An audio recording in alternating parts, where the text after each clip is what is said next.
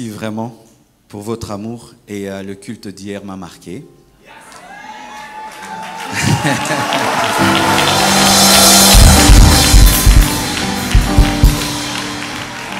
Vous savez, je ne veux pas dire le monde entier, mais presque toute la francophonie est ahurie, écœurée, abasourdie, stupéfaite de ce que vous avez fait hier, avec des chaises sur la tête. Quand j'ai posté la photo, mais c'était une bombe.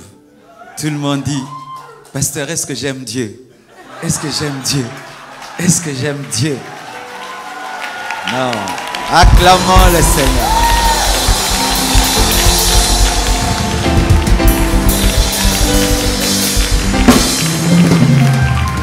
Et vous savez, quand on a pris la photo, c'était comme si c'était de l'or qui tombait sur vous. Je vous assure, on a été bénis. On a été purifiés. Tu vois, l'eau purifie, mais c'était comme l'or. La richesse est là, sainteté. Non, mais c'est un signe prophétique extraordinaire. Vous savez, Dieu parle tout le temps, mais souvent l'homme est distrait. La pluie avait la couleur de l'or. Et la pluie lave, et l'or enrichit.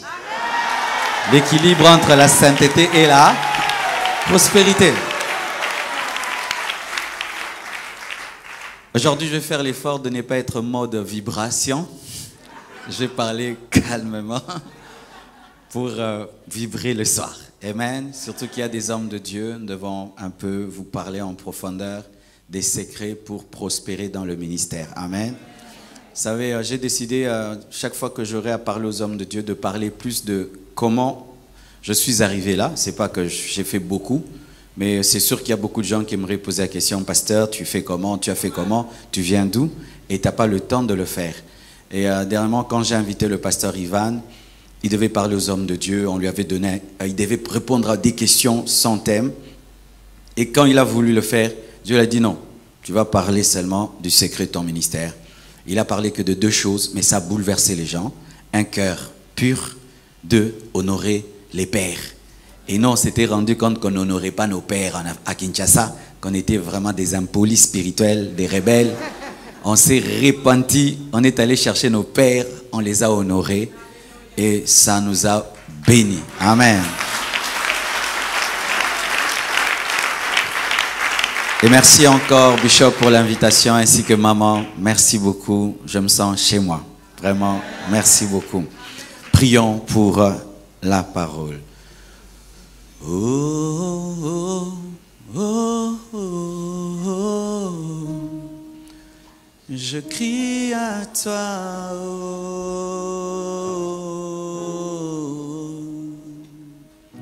oh, oh, oh, je crie à toi, oh.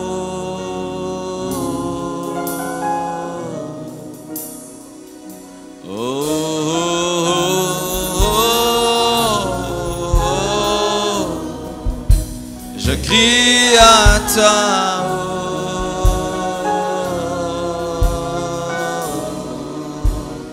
oh, oh, oh, oh, je crie à toi,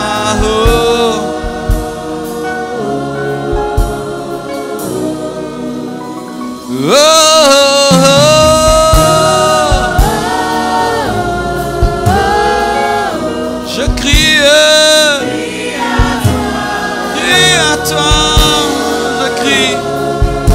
crie à toi, oh,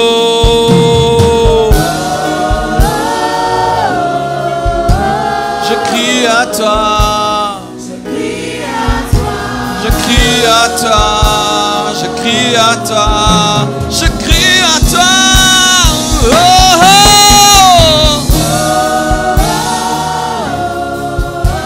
je crie à toi. Je crie à toi, je crie à toi, je crie à toi, yeah.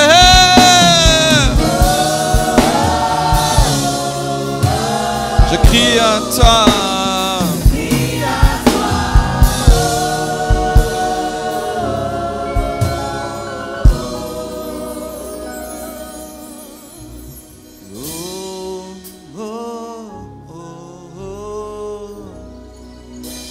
Je crie à toi.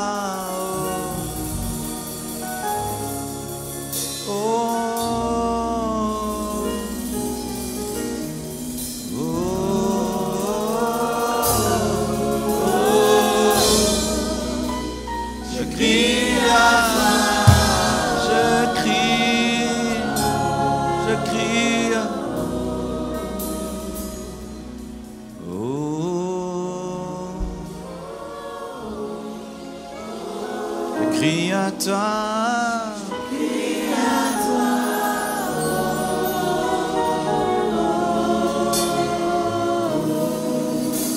Je crie.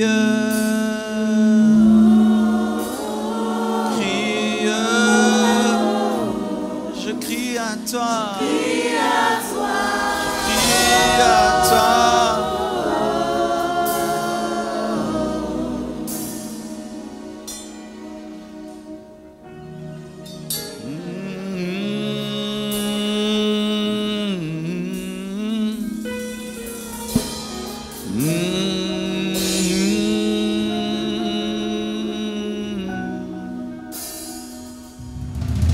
Comme Bartimée, je crie à toi.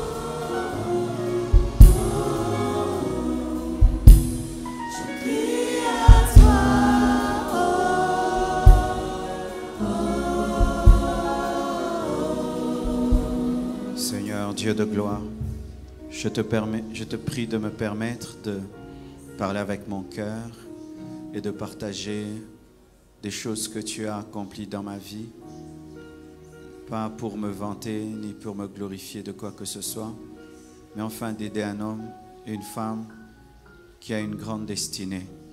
Seigneur, je crois que ce que tu fais dans nos vies, c'est pour que nous devenions une lettre humaine écrite par ta main afin de bénir le monde. Permets-moi de le faire. Ô Saint-Esprit, tu sais combien j'ai besoin de toi pour dire les choses clairement et simplement. Aide-moi. Au nom de Jésus, je prie, Père, que tu répandes ton onction et ta puissance et que tu touches tes serviteurs et tes servantes. Fais-le, je te prie. Fais-le, je te prie. Fais-le, je te prie. Au nom de Jésus-Christ. Amen. Gloire à Dieu. Amen. Asseyez-vous, s'il vous plaît. Aujourd'hui et demain, je vais parler le matin sur 24 principes pour prospérer dans le ministère. Dis ça à ton voisin de gauche, 24 principes pour prospérer dans le ministère. Ton voisin de droite, ton voisin de devant, ton voisin de derrière. Seulement le voisin qui te sourit. S'il ne te sourit pas, tu ne lui dis pas. Amen. La Bible dit dans 3 Jean 1, versets 1 à 3, « L'ancien Agaius, le bien-aimé que j'aime dans la vérité. Bien-aimé, je souhaite que tu prospères à tous égards et sois en bonne santé comme prospère l'état de ton âme. Nous voyons là Jean qui parle à son fils spirituel Gaius, combinant la prospérité intérieure à la prospérité extérieure. Et moi, dans ma vie, c'est ce que j'ai toujours vécu, c'est que avant que je ne prospère à l'extérieur, j'ai d'abord prospéré à l'intérieur. Quelque chose m'est arrivé d'abord spirituellement et cela a influencé le reste de ma vie. Chaque fois, j'ai eu d'abord à connaître une prospérité de l'âme, ensuite pour faire des pas dans le ministère, que ce soit dans la croissance numérique, la croissance matérielle, financière, que ce soit pour les finances de l'Église, mes propres finances, que ce soit pour ma vie ou la vie des fidèles. Il fallait que moi d'abord, je grandisse pour que le reste grandisse. Amen. Et vous voyez là Jean qui établit un équilibre entre la prospérité intérieure et la prospérité à tous égards. Amen. Car en soi, vous devez savoir même que la sanctification, c'est une prospérité. Ah oui, se sanctifier, c'est prospérer spirituellement. En soi, quand même on sépare la sanctification de la prospérité, en soi, c'est la même chose. Mais la sanctification est une prospérité spirituelle et les finances, c'est une prospérité financière. Il y a une prospérité matérielle, il y a une prospérité physique. Quand tu es en bonne santé, c'est une prospérité. Amen. Hein? La prospérité touche beaucoup de domaines de la vie et même quand tu es heureux, tu es prospère. Tu sais ça? Alléluia. Alors, j'aimerais vous partager les choses spirituelles qui me sont arrivées, mais qui ont déclenché des choses physiques palpables. Cet impact que les gens voient sur Internet, cet impact que les gens voient sur Facebook, YouTube, au Congo et partout, n'est pas provenu d'abord de l'impact que vous voyez, mais provenu de quelque chose dans le secret. Amen. Et c'est là que j'aimerais vous amener. Mais je ne peux t'amener hier, parce que ça a commencé depuis longtemps. Lorsque tu vois un arbre porter du fruit, eh ben, tu vas croire que les fruits sont à ta portée et directement tu peux cueillir les fruits. Mais si tu creuses, tu vas trouver des racines très profondes, très profondes. Et là, cet homme qui n'est pas si grand de taille a des racines très profondes. Amen. Hein? Car des fois, dans le ministère, nous imitons les feuilles des autres, les fruits des autres sans imiter leurs racines. Amen. Tu peux commencer à vouloir faire comme moi, dire les choses comme moi, mais là tu imites mes fruits, tu imites mes feuilles. Mais ma racine qui me permet de faire tout ceci n'est pas visible. C'est pourquoi j'aimerais t'amener dans la racine. On peut y aller? Okay.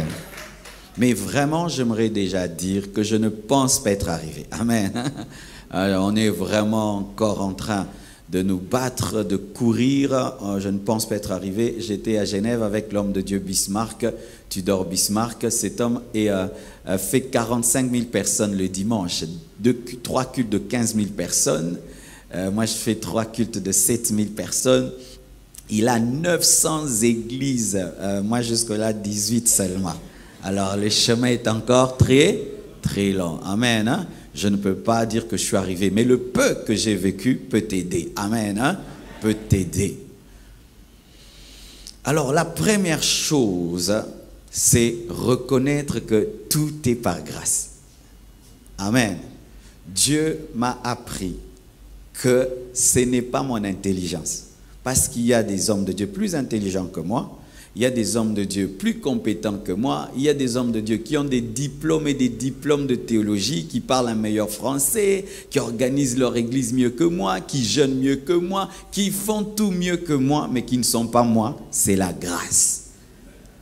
Homme de Dieu, tu ne peux pas prospérer dans le ministère sans reconnaître que tu es le produit de la grâce. Une fois que tu commences à croire que c'est toi, ton intelligence, ta capacité, tu vas échouer. Dieu élève les humbles. Et l'une des capacités de l'humilité, c'est qu'elle t'amène à voir même dans le succès que ce n'est pas toi, c'est la grâce de Dieu. Vous savez, hier quand je suis rentré, j'étais vraiment touché par ce qui est arrivé. Depuis quand un homme peut être en train de prêcher et il y a des papas sous la pluie et qui utilisent des chaises comme parapluie? Il devait me dire, monsieur, descends de là, nous on rentre à la maison, vrai ou faux? Mais il y a quelque chose qui les garde là. Est-ce que c'est moi ça? C'est la grâce de Dieu. Même quand tu prêcheras très bien, dis que c'est la grâce de Dieu. Même quand les paralytiques vont marcher, dis que c'est la grâce de Dieu. Même quand le ministère va grandir, tu auras des millions de membres, c'est la grâce de Dieu. La grâce de Dieu. J'ai vu des amis qui prêchaient mieux que moi, qui connaissaient mieux que moi, mais eux, quand ils ont commencé le ministère, ils disaient ceci: je prêche bien, mon église va avaler toutes les églises. Mon église va avaler toutes les églises. Ils appelaient leur église, ils disent: mon église c'est le bâton de Moïse qui avale les serpents des pharaons. Mais depuis qu'ils ont commencé l'église, ça n'a avalé aucune église. Mais ils prêchent très bien. C'est terrible, je vous dis. S'ils prêchent, vous êtes tous debout. Mais l'église ne grandit pas. Pourquoi? C'est moi. Je suis capable. Je peux. Je suis capable. Moi. Faites attention. Ce sont les hommes à genoux qui se tiennent debout. Les hommes debout finissent par terre. Et l'une des choses qui a conforté cela, c'est quand j'ai observé, je ne vais pas citer le nom, l'un des plus grands hommes de Dieu dans le monde, il a la plus grande église d'Afrique. Le jour que je l'ai vu, je vous dis la vérité, j'aimerais être très sincère, je l'ai suivi en train de prêcher et je l'ai méprisé. Pourquoi? Il parlait Brother, God give you hello. J'ai dit: regardez-moi ce papa-là. Il a même envie de dormir, il endort les gens comme ça. Je vous dis, je voulais zapper parce que moi j'écoutais T.D. Jakes, Noel Jones, donc il faut que ça bouge. Et puis Dieu me dit: assis-toi, écoute. Et puis, on arrête de le montrer, on montre la foule. Une église des kilomètres. J'ai dit: c'est quoi ça? Je me suis assis. J'ai dit: comment cet homme peut parler comme s'il dort, mais il y a une foule comme ça? Qu'est-ce qu'il y a ici? Qu'est-ce que ces hommes sentent et entendent lorsque ses papas les endort? Alléluia. Mais qu'est-ce qu'il y a ici? Je me suis assis. J'ai commencé à regarder. Et puis Dieu a commencé à m'enseigner. Il m'a dit: Marcelo, tu vois quoi? J'ai dit: c'est un homme qui prie beaucoup. Tu as bien vu. 2, tu vois quoi? C'est un homme brisé, archi brisé. Tu as vu. Qu'est-ce que tu vois? C'est un homme, quand il parle, il croit que ses paroles deviennent réalité. Qu'est-ce que tu as vu? Aucun homme ne peut avoir une telle église naturellement. C'est le surnaturel qui peut faire une église d'1 million de personnes. 1 million de personnes. Et puis j'ai commencé à pleurer. En ce temps-là, j'avais une église de 800 membres. Lui, il avait une chorale de 5000 personnes. J'ai commencé à pleurer. J'ai dit: Dieu, tu ne m'aimes pas. Je te demande que sa chorale. Donne-moi sa chorale.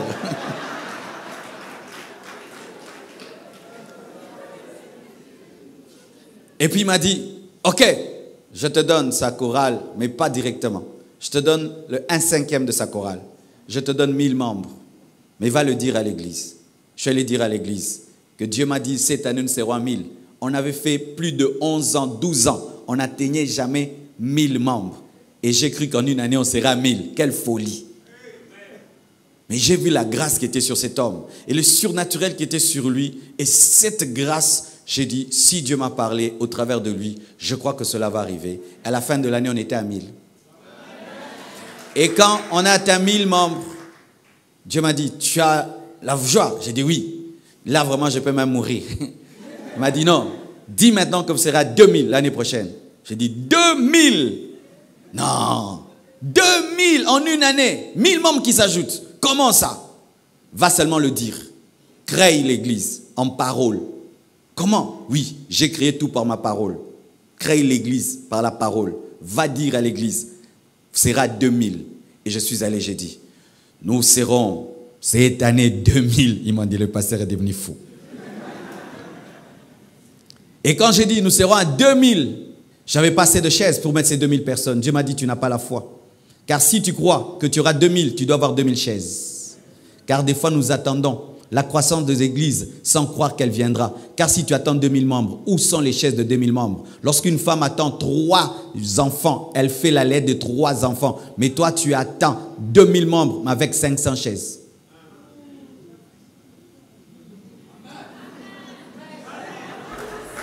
Tu vois, pasteur? Des fois, tu dis que tu crois. Tu n'as pas la foi. Parce que si Tu attends des triplés, tu vas préparer la lettre des triplés. Mais toi, tu attends la croissance de l'église. Où est le signe de la préparation de la croissance? Si tu attends la pluie, tu vas préparer les bassines. Mais si tu attends la croissance, où vas-tu recevoir la croissance? Soit tu ajoutes un culte de plus, soit tu achètes des chaises ou tu casses. Et moi, j'ai acheté des chaises. Mais vous savez, les 2000 personnes ne sont pas venues du coup. Il y avait une partie assise, une partie vide. Et les gens ont commencé à appeler mes chaises, les chaises du pasteur Marcelo. Les fidèles sont terribles, ils sont spécialistes en noms. Ouh, regarde les chaises du pasteur, mettez les chaises du pasteur. Je dis, mettez les chaises, mettez les chaises. Mettez les chaises du pasteur, il va se fâcher. Mettez ses chaises. C'était pas les chaises de l'église, c'était mes chaises. Et on a mis mes chaises. Et je disais 2000, 2000, 2000, 2000. Tel il est, tel nous sommes. Dieu crée par la parole. Tu crées le ministère par la parole. Et nous étions à 2000. Quand j'ai vu 2000, j'ai eu la foi. J'ai demandé 3000 et on était à 3000. 4000, 4000, 5000, 5000, 6000, 6000, 7000, 7000. Cette année, nous devons atteindre 8000 personnes. Mes frères et sœurs, la grâce. Si maintenant tu me dis, pasteur, tu as fait quoi? Et je commence à t'expliquer, je suis intelligent, je suis capable, je suis cela, je suis bête, n'est-ce pas? Parce que je suis en train d'expliquer une chose que j'ai obtenue par grâce. C'est la grâce. Et comme je suis convaincu que c'est la grâce, mes frères, je ne sens même rien par rapport à ces personnes-là parce que je sais que c'est la grâce qui les a données. Quand tu ne sais plus que c'est la grâce, tu vas tomber dans l'orgueil. Mais quand tu es conscient que c'est la grâce, tu ne peux pas t'enfler. Tu ne peux pas. Tu ne peux pas. Comment tu peux t'enfler d'une chose incompréhensible? La grâce. Et Paul dit dans 1 Corinthiens 15, versets 8 à 10, « Après eux tous, il m'est aussi apparu à moi, comme à l'avortant, car je suis le moindre des apôtres. Je ne suis pas digne d'être appelé apôtre, parce que j'ai persécuté l'église de Dieu. Par la grâce de Dieu, écoutez, il dit par la grâce de Dieu, je suis ce que je suis. Et sa grâce envers moi n'a pas été vaine. Loin de là, j'ai travaillé plus que tous, non pas moi toutefois, mais la grâce de Dieu qui était avec moi. Lorsque tu vois le ministère de Paul, où il a parlé aux Corinthiens, aux Éphésiens, tous les voyages qu'il a fait, ce grand ministère, il a écrit le 3/4 du Nouveau Testament. Il était le plus grand de tous les apôtres, mais lorsqu'il veut résumer son ministère, il dit la grâce, la grâce, la grâce et la grâce. Ça ne doit pas être un slogan, ça doit vraiment être une réalité. Alléluia. Ça doit être une réalité. Parce que les hommes, lorsqu'ils voient les résultats, ils nous glorifient et nous amènent à oublier que c'est Dieu qui a engendré ces choses. Lorsque les hommes te diront, tu es terrible, tu es merveilleux, tu es extraordinaire, sache toujours dire au-dedans de toi que c'est la grâce. Et quand tu dis c'est la grâce, ça ne doit pas être un slogan, ça doit être une réalité dans ton cœur. Je suis le produit de la grâce. Si la grâce m'abandonne, je ne serai rien du tout. Amen. Une deuxième chose, la fidélité de Dieu dans ses promesses. Alléluia. La Bible dit dans Psaume 25, verset 10, « Tous les sentiers de l'Éternel sont miséricorde et fidélité pour ceux qui gardent son alliance et ses commandements. » La fidélité de Dieu. Mes frères, il y a un nom que je donne à Dieu. Celui qui ne m'a jamais abandonné. Dieu ne m'a jamais abandonné. Ça fait maintenant 23 ans que je suis dans le ministère. Dieu ne m'a jamais abandonné. Même si je suis presque près du sol, prêt à m'éclater, à me casser, il vient toujours me protéger. C'est le nom de mon Dieu. Celui qui ne m'a jamais abandonné. J'ai commencé l'église avec 3 personnes. 3 personnes dans un salon. On chantait dans ce salon. Le salon est devenu petit. On a pris un autre salon plus grand. Et on a commencé à servir Dieu là-bas. Et puis après, pour commencer le ministère public, je suis allé dans un lieu sans tôle, ni électricité, ni eau, sans pavement, ni rien, avec des enfants. Et je n'avais pas assez d'argent. Des fois, je mettais des pierres pour que les gens s'assiedent. Mais Dieu m'avait dit que ce qu'il a mis en moi allait toucher le monde entier. Et j'ai toujours continué à le confesser, à le croire, à le confesser, à le croire. Et chaque année, il a été fidèle. Et ce qu'il fait aujourd'hui n'est que le début de ce qu'il fera, parce qu'il n'est pas un homme pour mentir, ni fils de l'homme pour se repentir. La fidélité de Dieu. Tu dois être persuadé que Dieu est fidèle. Même quand c'est dur, tu dois être persuadé que Dieu est fidèle. Mais les temps difficiles, il y en a eu, qui ont voulu m'amener à douter des promesses de Dieu. Je me souviens un temps, j'étais sans maison, mes frères, au début du ministère. J'habitais un garage. Et un jour, on m'a même chassé de ce garage. J'étais le SDF de l'église. Et je me regardais toujours dans le miroir et je disais, Dieu est fidèle. Dieu est fidèle. Et je me parlais à moi-même, Marcelo, Dieu n'a pas menti. Ce qu'il t'a dit s'accomplira. J'allais relire les cahiers des prophéties et je disais, ça va s'accomplir. Ça va s'accomplir. Dieu n'a pas menti. Dieu n'a pas menti. Et à force de le dire, j'étais devenu insensible à ma souffrance, à ma douleur. J'étais devenu un 4x4 spirituel jusqu'à ce que Dieu a commencé à ouvrir les portes. Et comment il a ouvert les portes, mes frères? Il y a un homme qui est venu à l'église. Il m'écoutait prêcher, prêcher. Et puis il m'a suivi. Il est d'une province où ils font beaucoup le diamant chez nous. Et il m'a dit, pasteur, les Quinois vont te tuer. Ils te font souffrir. Viens, je vais t'amener chez nous là-bas. Tu vois ce que tu prêches? Là-bas, on aime tes prédications. En ces temps-là, on me punissait à cause des prédications de la sainteté. On me punissait. Tu prêches sur la sainteté et l'enfer. On te punit. Tu tiens un séminaire d'une semaine, $35. Tu vas prêcher dans une église. Le pasteur est en colère. Il ne te raccompagne même pas. Aujourd'hui, on m'invite à prêcher la sainteté. Moi, on ne m'invitait jamais à prêcher la sainteté. On disait, Marcelo, si tu l'invites, il va tuer ton église. Des fois, les gens m'invitaient puis ils m'appellent, ne viens plus. Parce qu'on le signale, j'ai vu que tu vas l'inviter. Ah, quelle erreur, il fallait me demander. Je vous dis la vérité, les portes étaient fermées, même à l'église fermée, tout est fermé. Je pouvais tenir un séminaire, je n'ai même pas de chaussures à porter. Au point où je repeignais mes chaussures. Tu as des chaussures rouges et puis elles s'abîment, tu les repeins en noir. Et un jour je prêchais, je fais ça. Bien aimé! L'ancienne couleur est sortie. Et puis j'ai bien aimé. Alléluia. Ouais, je vous dis la vérité. Continue à prêcher ce que Dieu t'a dit. Je dis continue à prêcher ce que Dieu t'a dit. Continue à dire ce que Dieu t'a dit. Il y a un peuple pour ton message. Il y a un peuple pour ton message. Je dis il y a un peuple pour ton message. Il y a un peuple pour ton message. Tu n'auras jamais l'unanimité, mais tu dois avancer avec ceux qui t'aiment. Tu n'auras jamais l'unanimité, mais tu dois avancer avec ceux qui t'aiment. Alléluia. Je n'ai pas besoin d'élection dans ma vie. J'ai besoin de la souveraineté divine dans ma vie. Et les gens me disaient, Marcelo, arrête de prêcher tes prédications de Verneau. Verneau, c'était un pasteur blanc qui prêchait la sainteté et la repentance. C'était un modèle pour moi. Mais lui, il était très béni, très très béni. On me disait, arrête de prêcher les prédications de Verneau. Lui, c'est un blanc. On lui envoie de l'argent depuis l'Europe. Toi, tu vas souffrir. Et puis je disais à Dieu, tu entends ce qu'ils disent? Ils disent qu'en prêchant la sainteté, je serai pauvre. Ils disent qu'en prêchant la sainteté, je vais échouer. Prouve-leur en me bénissant, en m'enrichissant, que le message de la sainteté n'est pas un message de pauvreté. Prouve ça, que cette parole vient de toi. Parce que je ne prêche pas la sainteté parce que je veux. C'est toi qui m'as dit. Parce que moi j'ai entendu une voix audible me dire, Marcelo, prêche la sainteté. J'ai entendu. Moi je ne m'ai pas prêché la sainteté. Moi je prêche autre chose.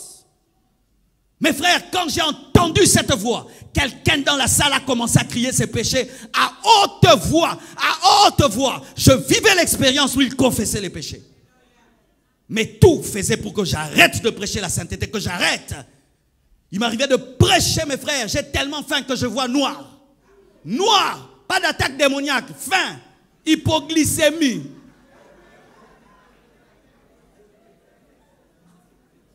Mais tu rentres. Et le lendemain, tu prêches. Tu rentres, tu prêches. Le culte te prend fin. Les fidèles prennent leur voiture et partent. Toi, tu restes à l'arrêt jusqu'à 23 h en train d'entendre une voiture. Le diable te dit, change de message. Change, change. Dieu m'a dit, continue. Et puis cet homme m'a vu, il m'a entendu. Il a dit, viens pasteur. Il m'a payé le billet. Je suis allé à Mbujimaï. J'arrive à Mbujimaï, mes frères. Je prêche comme d'habitude. Les gens sont debout. Les gens crient. Les gens veulent même me transporter. Et ma vie changea. Ratamazuta. Yandarabashata. Et ma vie changea. Et ma vie changea. Le peuple de ta destinée existe. Je dis le peuple de ta destinée existe. La Bible dit, elle est allée auprès des siens et les siens l'ont refusé. Elle est allée auprès de quiconque, de quiconque, de quiconque. Ton rejet est une direction. Ton rejet est une direction. Ton rejet est une direction. Ton rejet est une direction. Alléluia. Jusqu'aujourd'hui, je garde les vestiges de ce qui m'était arrivé. Les vestiges. Moi, j'étais très mince. Plus mince que le pasteur. Mais quand je suis allé là-bas, mes frères, comme j'ai mangé mal, ils ont commencé à me nourrir. Et j'ai pris du poids. Jusqu'aujourd'hui, je me bats contre ça. Ça, c'est le souvenir. J'ai changé de garde-robe en plein voyage missionnaire. Aucun de mes vêtements ne m'allait. Et quand je suis revenu, moi qui habitais un garage, j'ai quitté le quartier. Je suis allé trouver une belle maison. Et puis je me suis marié.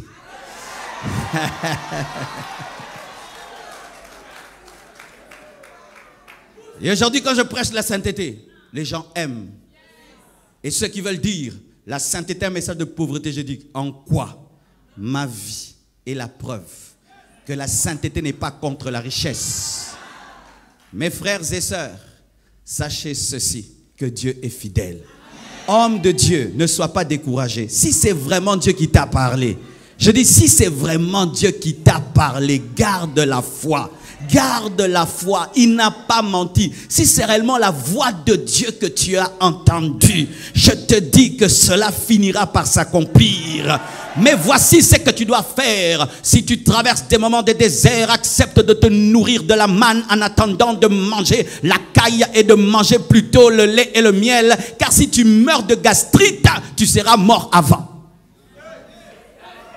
C'est ça souvent les problèmes des personnes qui ont la promesse. Le temps qu'elles s'accomplissent, ils tombent dans des gastrites, ils tombent dans des hypertensions, ils tombent dans l'incrédulité, ils jettent les promesses. Continue, continue. Même si on t'a promis le lait et le miel, mange en attendant la manne jusqu'à ce que tu auras le lait et le miel. Et habille-toi au goût de Jésus jusqu'à ce que tu t'habilles à ton goût. Tu sais c'est quoi s'habiller au goût de Jésus? La Bible dit ils étaient dans le désert, leurs habits ne s'usaient pas. Mais c'était la même robe quand même, le goût de Jésus. Mais en Canaan, tu t'habilles à ton goût. En ces temps-là, je m'habillais, si tu me donnes, je porte. Donc, je n'avais pas la veste que je veux. C'était celle qu'on m'avait donnée, le goût de Jésus. Ainsi, j'avais des fois des vestes longues, puis ceci, au goût de celui qui m'a offert. Des fois, des chaussures, tu mets dedans beaucoup de chaussettes, au goût de celui qui m'a donné. Et si tu ne portes pas, tu n'as rien à porter. Mais maintenant, je m'habille sur mesure. Alléluia! Continue à manger la manne jusqu'à ce que tu auras le lait et le miel. Ne rejette pas la parole, ne rejette pas les promesses, jusqu'à ce que cela arrivera. Dieu est fidèle. Mes frères, Dieu est fidèle. Aujourd'hui, quand j'entends, je vais sur Internet, les gens disent, Marcelo est un multimillionnaire. J'ai dit, waouh, Marcelo, maintenant on dit de toi un multimillionnaire. Eh, Dieu est bon, hein? Oh, Dieu est bon. Dieu est bon. Ah non, il est franc-maçon. Tu vois, il est devenu riche parce qu'il est franc-maçon. Au lieu de dire la grâce de Dieu, c'est maintenant la franc-maçonnerie. Et puis ils disent que non, moi j'ai une magie qui me pousse à craindre Dieu. J'ai dit, ah, Satan s'est converti, hein. Vraiment, Satan s'est converti. Il te pousse à vivre dans la pureté. Ah, là, le diable vraiment reçu Jésus comme Seigneur et Sauveur. Vous voyez ça? Quand ils ne trouvent pas d'argument, ils disent non, il est dans une loge où on leur exige d'être saints. Ah, le diable s'est converti. Jalousie. Jalousie, jalousie, jalousie. Il fallait aussi envier quand j'ai souffré. Il fallait envier aussi quand j'ai marché dans les moments difficiles, des temps difficiles. Il fallait aussi envier cela. Et où étiez-vous en ce temps-là pour dire que j'étais magicien? Où étiez-vous en ce temps-là pour dire que j'étais sorcier? Il fallait le dire en ce temps-là. Ça, c'est la jalousie. Des gens qui ont le ministère que d'attaquer les gens connus. Jalousie. C'est quand tu insultes que tu as beaucoup de vues. Quand tu enseignes, il y a peu de vues. Jaloux. Alors, il faut que tu insultes les gens pour que les gens te suivent. Si tu enseignes, on ne te suit pas. Tu es jaloux. Quand tu enseignes 300 vues, quand tu insultes 100 000 vues, jaloux. Oui, quand on voyait un homme de Dieu, quand il insulte les gens, il a beaucoup de vues. Mais quand il enseigne, il a peu de vues, c'est un jaloux. Et il doit insulter les gens connus pour avoir des vues. C'est vraiment un jaloux. Et c'est quelqu'un qui n'est pas heureux dans sa propre vie. Parce que quand tu es heureux dans ta vie, tu n'as pas le temps d'être tout le temps derrière la vie des autres pour les insulter. C'est un homme qui n'est pas heureux. Moi, je sais qu'il n'est pas heureux. Tu ne peux pas être heureux tout le temps en train de... Il a dit quoi? Il a fait quoi? Oh, tu vas même prendre des photos sur Facebook des gens. Donc, tu entres dans mon Facebook et puis tu... Ah, vraiment, jaloux, distrait, tu n'es pas heureux. Homme de Dieu, lorsque tu fais de ta vie, tu ne fais que scruter le ministère de l'autre tout le temps. Tu ne seras jamais heureux, tu n'avanceras pas. Car sachez ceci, que l'arbitre n'a jamais le ballon d'or.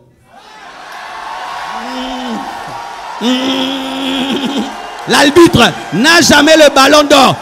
Il va te donner carte rouge, carte jaune, mais c'est Messi qui a le ballon d'or. C'est celui qui joue qui a le ballon d'or. C'est celui qui est dans l'action qui a le ballon d'or. Pas l'observateur, pas l'observateur. L'arbitre n'a jamais le ballon d'or. Si tu fais un ministère d'arbitrage, tu n'auras jamais le ballon d'or. Il est perdu, il n'est pas perdu, il est perdu, il n'est pas perdu. Carte rouge, carte jaune spirituelle. Quand est-ce que toi tu vas travailler, toi aussi? Car tous ceux qui travaillent commettent des erreurs. Tout le monde qui travaille commet une erreur. Toi aussi viens ici parler. On va trouver des choses à dire. On va trouver, parler 2 heures du temps et ne pas commettre des erreurs. Oh. Hein. Alléluia. Ne tombez pas dans le ministère d'arbitrage. C'est Dieu qui va déterminer au dernier jour qui était vrai, qui était faux. Toi, sers Dieu. Reste dans ton couloir et va jusqu'au bout.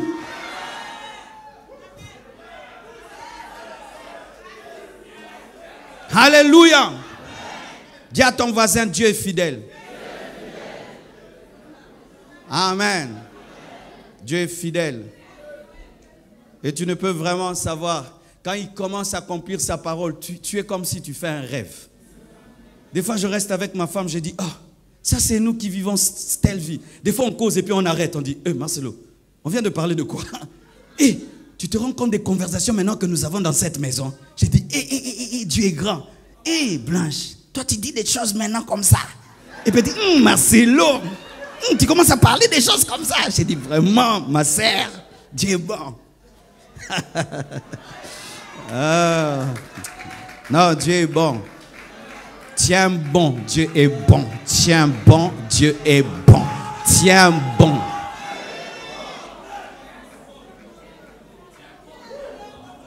Alléluia. Une autre chose, des expériences que j'ai eues. Homme de Dieu, il ne faut pas que tu serves un Dieu théorique. Il faut que tu le rencontres toi-même.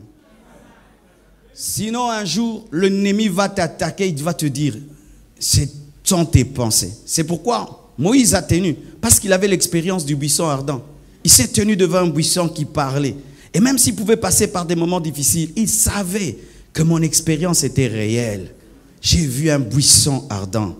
Je suis s'est révélé à moi. J'ai vu mon bâton devenir un serpent et le serpent devenir un bâton. J'ai vu cette main pure devenir lépreuse et j'ai vu la main lépreuse devenir pure.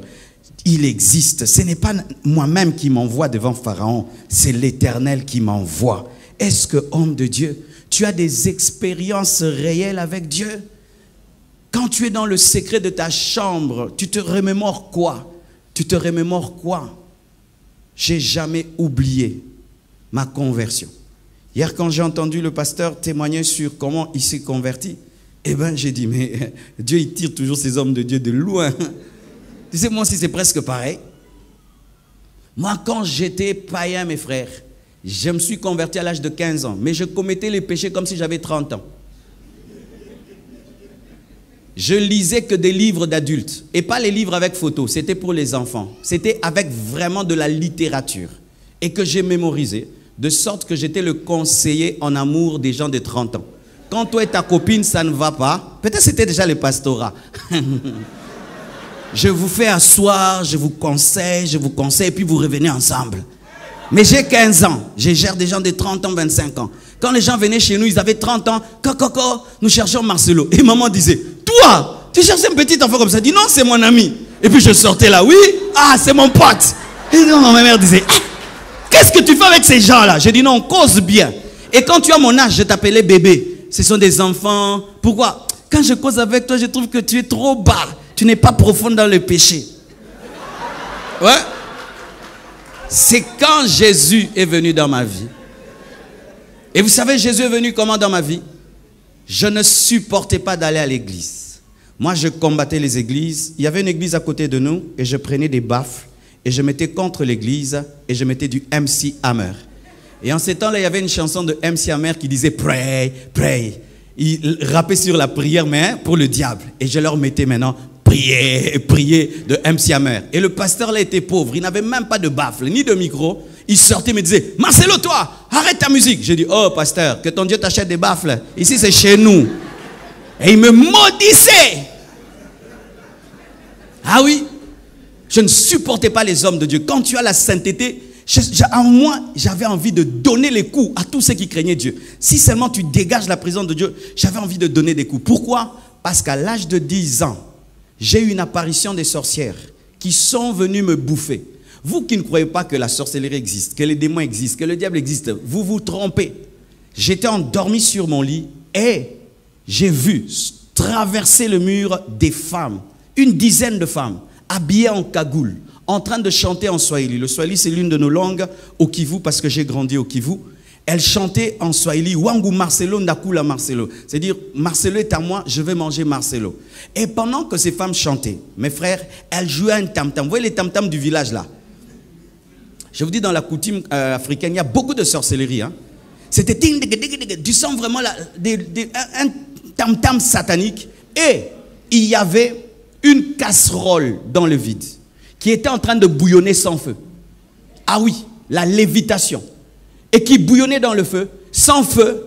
Et j'ai vu mon esprit aller dans la casserole. Plus elle chantait, plus je sentais mon esprit aller dans la casserole pour être mangé. J'étais bloqué, paralysé. Je n'arrivais même pas à causer avec mon frère qui dormait avec moi. Je ne pouvais même pas le bouger. J'étais éveillé. C'est pas que je dormais, je voyais, je vivais en live l'expérience.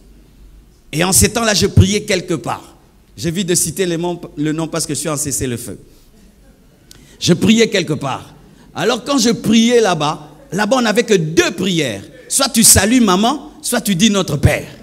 J'ai salué maman. Maman ne m'a jamais répondu. J'ai resalué. Resalué, je vous dis, maman vraiment ne répondait pas. Arrêtez de saluer maman.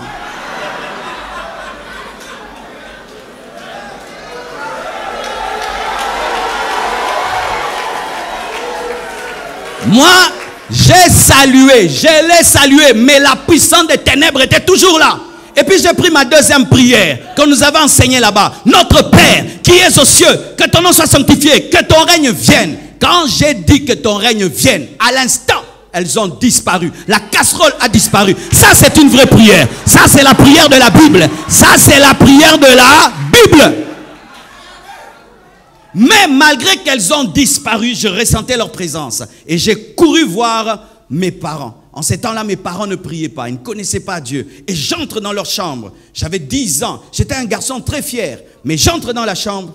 Je dis, il y a des démons qui m'attaquent. Les sorciers sont là. Ils ont cru que c'était le rêve d'un enfant. Chers parents, faites très attention. Lorsque vos enfants vous racontent leurs rêves et leurs cauchemars, il se peut qu'ils vivent des expériences réelles, mais vous rationalisez tout. Et alors ils me disent, alors qu'est-ce que tu as fait pour qu'ils puissent partir? Ah, j'ai salué maman, ça n'a pas marché. Et puis j'ai dit notre Père, ça a marché. Ok, va rentrer. Et puis si ça vient encore, tu pries notre Père. J'ai dit jamais. Et puis ça ne marchait pas encore. Je vais dormir entre vous. Quand j'ai dit, je vais dormir entre vous, ils ont dit non. Marcelo est très fier. Jamais il nous a proposé ça. Comment il peut accepter là? Donc c'est réel. J'avais la chair de poule. Et puis ils m'ont emmené. Il y avait 2 personnes qui habitaient chez nous qui étaient de la famille, mais qui étaient dans le fétichisme.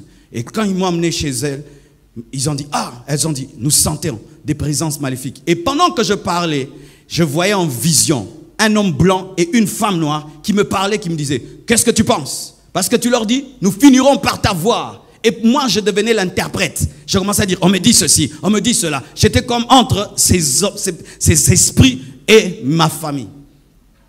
Et eux, au lieu de prier, ils ont fait une scarification, des scarifications au niveau de mes mains, au niveau de ma tête, au niveau de mes chevilles. Et ils ont mis de la poudre et ils ont parlé. Il n'est pas de votre famille, vous n'allez pas la voir. Et tout d'un coup, ces esprits sont partis. Et moi, j'ai oublié. Mais vous savez, de l'âge de 10 ans à 15 ans, j'étais rempli d'une haine pour Dieu. Je ne savais pas pourquoi. Donc si tu es pas sûr, j'ai envie de te taper. Si tu me prêches, j'ai envie de te gifler. Je ne supportais pas les choses de Dieu. Mais partout où j'allais, j'étais leader. Si je vous trouve en train de jouer au foot, je vous dis, donnez le ballon ici. Vous allez me donner. Je vais vous commander. Partout où j'allais, je disais, je suis leader. Alors que c'était des démons. Il y avait dans mon cœur une pierre, je vous dis une pierre. Un orgueil contre Dieu, comme si Dieu était mon égal. Je ne pouvais pas m'humilier devant lui. Des fois même on venait nous prêcher à la maison. Si tu me prêches, je viens, je m'assieds sur la coudoir où je vais me changer. Je porte une courte culotte si tu es une fille et je suis là, je te distrais. J'allais même dans les églises pour draguer les filles. Tu t'imagines ça? Et alors comment j'ai été transformé, mes frères? Chaque année, on allait en vacances. C'était chez qui? C'était chez l'homme le plus riche de notre famille. Et c'est là que j'étais bouleversé. C'était l'homme le plus riche de la famille, le plus beau. Il était tout le temps en boîte, il avait tout l'argent qu'il fallait. Il était beau, il avait tout. Et c'était mon modèle. Je me disais, quand je serai grand, je serai comme tonton Popé. Il est riche, il s'habille bien, il a tout ce qu'il veut. Moi aussi, je serai comme lui. Mais un jour, mon oncle qui revenait tous les jours, enfin avec des nouveaux albums, des tels musiciens, il revient voir mon père, il commence à prier, il commence à entonner la musique chrétienne. Et mon père lui dit, mais qu'est-ce que tu as toi? Tu pries maintenant dans ces églises-là, binzambi comme on appelle chez nous. Elle a dit, non, j'ai reçu Jésus, j'ai tout arrêté. Ah, mais moi j'étais déçu. J'ai dit, pourquoi tu m'as fait ça? Moi qui voulais être comme toi, maintenant tu pries. J'étais déçu. Parce que quand j'allais en vacances chez lui, comme il était l'homme le plus riche du coin, j'étais le neveu de l'homme le plus riche. Tu t'imagines comment on nous traitait? Et puis, il nous a tendu un piège. Il a organisé des vacances encore chez lui. Et tous nous sommes allés. Et là-bas, il a invité beaucoup de pasteurs. Beaucoup d'intercesseurs. La maison était remplie de prières. Tu vas là, rakababa, tu vas rababa. C'était les pires vacances de ma vie. Je me disais, mon Dieu, qu'est-ce qu'il a fait? Tu vas là, on prie, venez, on va prier. Et on nous mettait là ensemble. Et un pasteur au milieu. Et puis il nous faisait prier l'un après l'autre. Et puis il ferme les yeux. Et puis il dit, le frère Marcelo va prier. J'ai fait ça. Priez. Moi, votre frère, je ne suis pas votre frère. Même par respect, je n'ai pas osé faire la prière. Et puis il ouvre les yeux. Marcelo prie. J'ai dit, moi, je ne suis pas frère. Prie toi-même, pasteur. Il a prié. Et puis il dit, Marcelo, pourquoi tu es comme ça avec Dieu? J'ai dit, pasteur, regarde, dans votre église là, est-ce qu'il y a un métier? Il dit, non. Pourquoi tu veux que ce soit les premiers métiers de l'église? Tu vois, nous, cette peau ne prie pas. Nous, on aime pudique, on aime les femmes. Tu connais, non? Alors moi, si je commence, je vais abandonner. Ça ne sert à rien. Moi, je ne peux pas prier. Je suis mauvais. Va prêcher les autres. Ouais. Moi, j'étais toujours sincère. Depuis que j'étais païen. Toujours sincère. Toujours sincère. Et vous savez comment Dieu m'a eu? Ah, dites atmosphère. Maman, lorsque les choses vont mal dans ta maison, même si les enfants ne t'écoutent pas, change l'atmosphère. Change l'atmosphère, change l'atmosphère. Il y avait l'atmosphère de la présence de Dieu partout. Alors un jour, je vais me laver pour m'habiller, sortir voir ma copine et j'entre dans la salle de bain. Normalement, je finis de prendre mon bain, je vais sortir de la salle de bain. Devant la porte, je vois une forte lumière, mes frères. Une forte... Chaque fois que j'en parle, c'est comme si c'était hier. C'est ce qui a marqué toute ma vie jusqu'à aujourd'hui. Je ne joue pas avec les choses de Dieu parce que moi, je n'ai pas seulement cru par la foi, même j'ai cru aussi par la vue. Une lumière m'apparaît comme un soleil en plein midi, mes frères. Et une voix sort de la lumière comme un baffle. Marcelo, convertis-toi. Frère, j'étais là.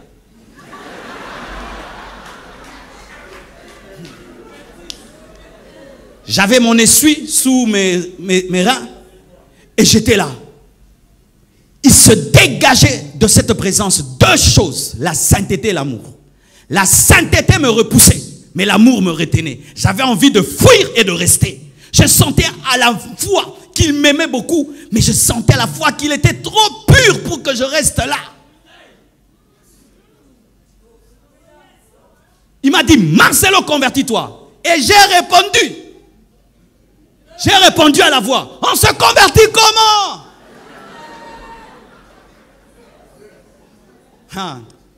C'est pourquoi ne condamnez jamais un homme. Vous ne savez pas ce qu'il vit dans le secret. Ne condamnez jamais celui-là, il est allé en enfer. Si tu ne sais pas ce qui est arrivé avant sa mort, il se peut qu'avant même de rendre l'âme, il a pu donner sa vie à Jésus-Christ. Si j'étais allé dans cette salle de bain et je n'en étais pas sorti, qui aurait cru que j'y avais rencontré Jésus-Christ? Convertis-toi. Et je te réponds, comment on se convertit? Et puis il me répond, souviens-toi des paroles de mon serviteur Jean. Jean, c'était le seul pasteur qui tolérait mon orgueil et qui arrivait quand même à m'aimer. Continue à aimer ce païen-là, qui t'insulte, qui crache sur toi, qui te ridiculise quand tu vas prêcher chez lui. Continue à l'aimer, continue à le prêcher. Il se peut qu'il sera un grand serviteur de Dieu. Et Jean me prêchait toujours. Et Jean m'avait dit ceci, Marcelo, si tu fais un pas, Dieu fera 9 pas pour toi. Parce que je lui disais, Jean, moi je ne veux pas être moins sérieux avec Dieu. Je ne veux pas commencer puis abandonner. Il m'a dit, Marcelo, Dieu ne te dit pas de te changer toi-même. Tu ne peux pas te changer. Donne-lui seulement ta vie et lui va faire le reste. Et la voix me rappelle la prédication de Jean. Fais un pas, Dieu fera le 9. Toi seulement crois. Et moi, je n'ai pas fait les prières d'acceptation. Je ne veux pas choquer quelqu'un, amen, hein? Mais je dois dire la vérité parce que Paul n'avait pas fait la prière d'acceptation. Il avait eu la révélation que Jésus est Seigneur. Beaucoup de gens font des récitations sans révélation. C'est pourquoi nous avons des faux chrétiens dans les églises. Seigneur Jésus, mais il n'y a pas de révélation. Quand cette voix m'a parlé et m'a dit, souviens-toi des paroles de mon serviteur Jean. Et je me suis directement souvenu que Jean m'avait dit, si tu fais un pas, Dieu fera 9 pas. Mes frères, je ne sais pas ce que j'ai dit. J'ai seulement commencé à pleurer. Pleurer. J'ai ouvert la porte. Je suis sorti calme de la salle de bain. Les gens ne comprenaient pas parce que c'était moi la star des vacances, la star. Je suis sorti et je suis allé m'habiller. Après, je suis allé dormir.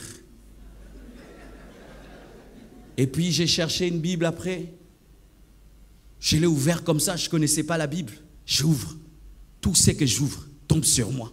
J'ouvre ici, ça me touche. J'ouvre là, ça me touche. J'ai dit, ça c'est quel genre de livre qu'on écrit pour moi? Et c'est quoi?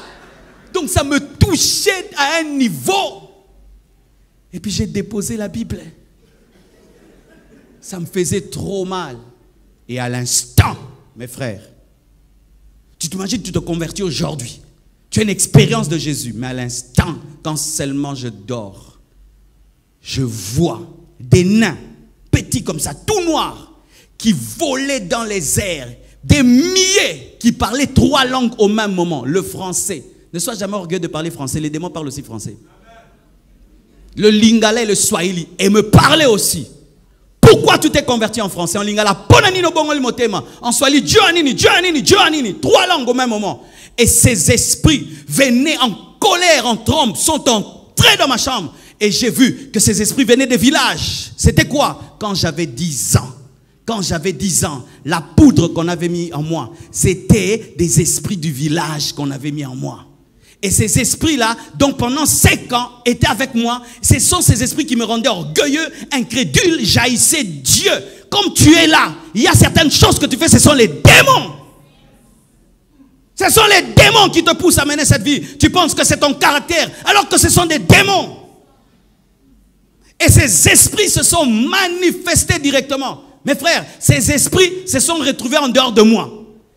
Sans prière de délivrance, lorsque ta conversion est profonde, les démons partent. Je te dis la vérité, quand ta conversion est profonde, les démons partent. Les chrétiens aujourd'hui, on les délivre, on les redélivre. Pourquoi? Vous n'êtes pas profond dans votre repentance. Jésus a dit, le prince de ce monde vient, mais il n'y a rien de lui en moi. Et ces esprits sont venus, comme s'ils contrôlaient ma vie. Et quand ils sont venus, ils m'ont pris pour me tuer. Mes frères, l'homme est réellement un esprit possédant une âme habitant un corps. Touchez vos corps. Une enveloppe, mes frères. Une statue, ce corps. Il suffit que l'âme quitte ce corps. C'est une statue. Une statue. Quand ces esprits sont venus, j'ai vu que ces esprits me sortaient de mon corps. Mes frères, et je commençais à mourir. C'est pas que j'ai fait un voyage astral, hein? Amen. Hein? Je commençais à mourir et j'ai vu mon corps étendu sur le lit. Et j'ai vu, parce qu'on était dans une chambre avec plusieurs frères et sœurs, et je les entendais causer, rigoler, parler. Je voulais leur parler, mais je n'arrivais pas. Ce jour-là, j'ai expérimenté que le salut est individuel. Vous qui avez des péchés de groupe, vous commettez une grosse erreur. Vous qui péchez en groupe, vous qui vous opposez à Dieu en groupe, vous qui menez des choses de groupe, ce jour-là j'étais seul et je ne pouvais parler à personne. C'était ma vie, c'était mon expérience, c'était mon expérience, c'était mon expérience. Et quand je partais, je me suis souvenu parce que je ne connaissais pas la parole. Ma bouche physique était fermée. Ma bouche physique ne parlait pas. Il n'y a pas qu'une bouche physique, il y a aussi une bouche spirituelle. Je me suis souvenu, on m'avait raconté que quelqu'un un jour était allé dans un cimetière et puis il était attaqué par des démons. Il a crié au nom de Jésus-Christ, il était délivré. Cette histoire m'est revenue. J'ai crié Jésus. Jésus dans mon esprit. Tous ces démons m'ont lâché. Le nom de Jésus est élevé au-dessus de tout autre nom. Le nom de Jésus ne devient pas puissant lorsque tu le cites 2 fois, 3 fois, 4 fois. Le nom de Jésus ne devient pas puissant lorsqu'il est cité par un pasteur. Le nom de Jésus est puissant. C'est le nom qui est élevé au-dessus de tout autre nom. Il a reçu le nom qui est élevé au-dessus de tout autre nom, afin qu'en son nom, tout genou fléchisse au ciel, sur la terre et sous la terre, et que toute langue confesse qu'il est Seigneur, à la gloire de Dieu le Père. Mes frères, je ne connaissais pas tout ce que je viens de dire. J'avais seulement entendu le nom de Jésus. Quand j'ai dit Jésus, ces esprits m'ont lâché et je suis retombé dans mon corps. Mes frères, ce corps pèse. Ce corps, il pèse. Je suis retombé.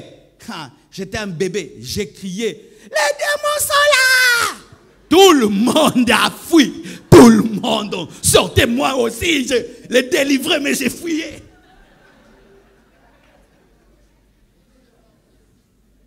Et vous voyez, dès le début de ma vie chrétienne, je n'ai pas eu le temps de blaguer. Après cette expérience, je suis allé chercher la Bible. Pourquoi ça m'arrivait? Je lisais. Des livres, je lisais. Tout, je lisais, je lisais, je lisais, je lisais, je lisais, je lisais. Je savais que le monde spirituel existe. Je savais que Jésus existe, que le diable existe. Je savais que la vie après la mort est réelle. Je savais tout ça dès le début de ma vie chrétienne. Et si même il faut que je parle d'autres expériences, quand Dieu m'a appelé, tout le reste, il y a tellement de choses à dire. Mes frères, serviteurs de Dieu, tu ne dois pas servir Dieu parce que l'autre le sert. Tu ne dois pas servir Dieu par compétition, par rivalité. Tu ne dois pas servir Dieu par envie. Ça fait bien d'être devant et d'être sur un tapis rouge. Moi aussi, je deviens un pasteur. Qu'est-ce que Dieu t'a dit? Si tu es un civil, tu vas à la guerre, tu vas mourir, mon frère. Est-ce que Dieu t'a mandaté? Est-ce que Dieu t'a parlé? Lorsque Moïse s'est tenu devant Dieu, il a dit, je dirais, qui m'a envoyé? Au nom de qui? Tu vas au nom de qui? Quel est le nom de ton Dieu? Quelle est la révélation de ton Dieu? Quelle est l'expérience que tu as eue? Un homme de Dieu doit avoir une expérience profonde de conversion. Pas d'abord dans l'appel de conversion. Car si ton appel est raté, ton ministère est raté. Nous avons des hommes de Dieu qui ont été des mauvais chrétiens. des mauvais fidèles. Quand il était fidèle au banc, il ne priait pas. Quand il était fidèle au banc, il n'évangélisait pas. Quand il était fidèle au banc, il était un mauvais frère. Même son pasteur a un mauvais témoignage de lui. Et il devient pasteur. Tu seras un mauvais pasteur. Avant d'être pasteur, tu dois d'abord être un vrai converti. La Bible nous parle d'abord de la conversion de Paul par l'apparition de Christ, ensuite de son envoi. Mais toi, tu es envoyé, mais tu n'étais pas converti. Ainsi, nous avons des bébés spirituels, nous avons des hommes charnels et même des païens devenus pasteurs parce qu'ils parlent bien, il a fait la théologie, il parle le grec, l'hébreu, il parle toutes ces choses, mais pas d'expérience. Et sachez que si tu n'as pas eu une expérience, tu ne feras pas, tu n'amènerais pas les autres à cette expérience-là. C'est pourquoi tu vois un pasteur, il néglige les nouvelles naissances à l'église. Parce que lui-même n'est pas né de nouveau. Mais qu'est-ce que vous avez tout le temps fait recevoir les gens Jésus, hein frère? Parce que lui-même, il ne sait pas c'est quoi que d'être naître de nouveau. Il n'accélère pas sur l'évangélisation. Parce que quand il était fidèle, il n'évangélisait pas. Ce qui fait que quand il devient pasteur, il ne va pas évangéliser. C'est pourquoi il ne prie pas beaucoup. Parce que quand il était fidèle, il ne priait pas. Alléluia. Un bon pasteur est d'abord un bon enfant de Dieu. Un jour, je vais rencontrer le pasteur Soumbela. C'est l'un de nos aînés au Congo. Il a fait des années dans la sainteté. Il a une grande église, il est béni. Et puis je lui dis, pasteur Soumbela, quel est le secret de ton ministère? Il dit, pasteur, j'ai tout fait pour garder le cœur d'un enfant de Dieu. Je dis, oh, simple comme ça. Il dit, oui, pasteur, tu vois ces choses de prêcher là, tu peux perdre le cœur d'un enfant de Dieu. Je dis, comment? Il dit, oui, à force de dire aux gens, toi, tu oublies que la Bible te concerne. Et regardez un peu. Tu dois prier, tu vois, je suis en mode toi. Rarement nous disons je dois, tu dois, et tu oublies que Dieu aussi est ton Dieu. Ainsi tu te comportes comme l'ami de Dieu, tu oublies aussi que tu es un enfant, tu es aussi l'épouse. Alléluia.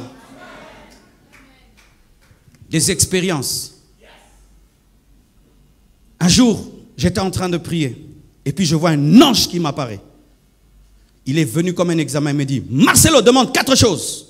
Maintenant, du coup, je devais répondre. Pas dire demain, maintenant. Et j'ai demandé 4 choses. Et puis il me dit, tu as bien répondu. Je t'ajoute la gloire et la richesse. Il a disparu. Ça, j'ai vécu ça. Dieu n'est pas que le Dieu de Salomon, mes frères. Dieu n'est pas que le Dieu de Salomon. Dieu, moi aussi, j'avais demandé. Je veux même te dire les 4 choses que j'avais demandé. Je peux te dire? Quand il m'est apparu, il m'a dit, demande 4 choses. J'ai dit, je demande une communauté de 100 000 personnes. Et puis j'ai dit, je demande un réveil mondial. Et puis j'ai dit, je demande le salut de toute ma famille. Et puis j'ai ajouté, je demande, après avoir prêché aux autres, que moi-même sois sauvé. Très important. Alléluia. Très important. Il m'a dit, tu as bien répondu. Je t'ajoute la gloire et la richesse. Il est parti. Chaque fois que je pense à cela, je sais que la gloire et la richesse m'accompagneront. Maintenant, quand tu vois quelqu'un, la gloire et la richesse l'accompagnent, tu combats ça. Est-ce que tu sais ce que tu combats? Tu sais qui tu combats? Vous voyez des choses de combattre, bicombatta, combatta. Bicombatta, combatta. Tu combats un homme, mais tu ne sais pas qu'est-ce qui est derrière lui. Tu combats Israël, tu ne sais pas que la Shekinah est là. Tu combats Israël, tu ne sais pas que le Dieu de l'arche est là. C'est ça le problème de combattre pour combattre. Quand tu me vois me tenir ici, tu sais ce que j'ai dit dans ma chambre? Est-ce que tu sais? Tu ne sais pas. Alors je me tiens ici, je parle, tu me combats. Tu sais ce que j'avais dit? Si j'avais dit, quiconque me combattra, qu'il meurt. C'est ça. Les vies des gens sont détruites. Des ministères sont détruits. Parce que tu combats ton frère, tu oublies qu'il est aussi ouin que toi. Quand tu es ouin, tu dois craindre les ouins.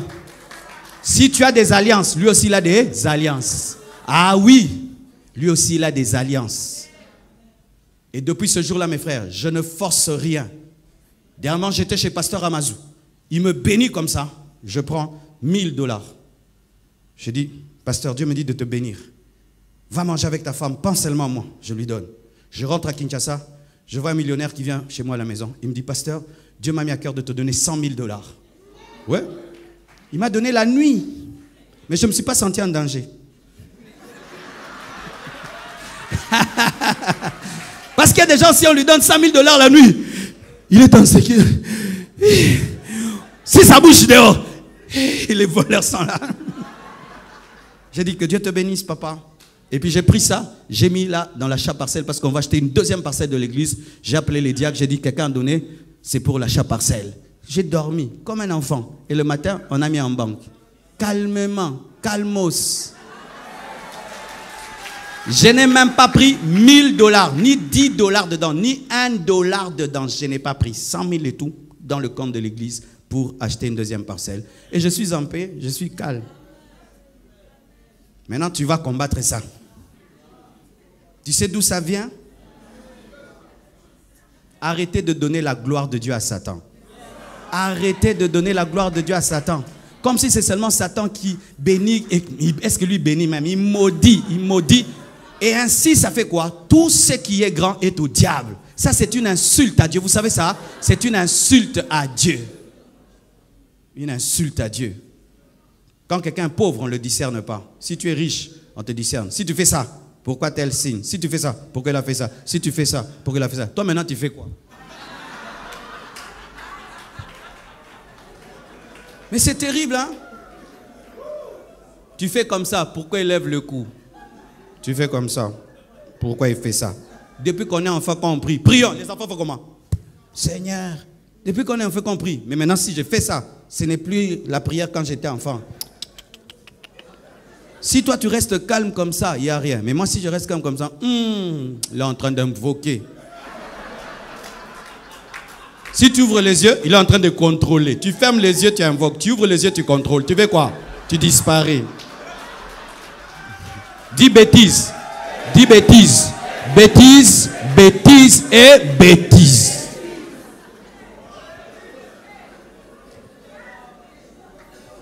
Alléluia.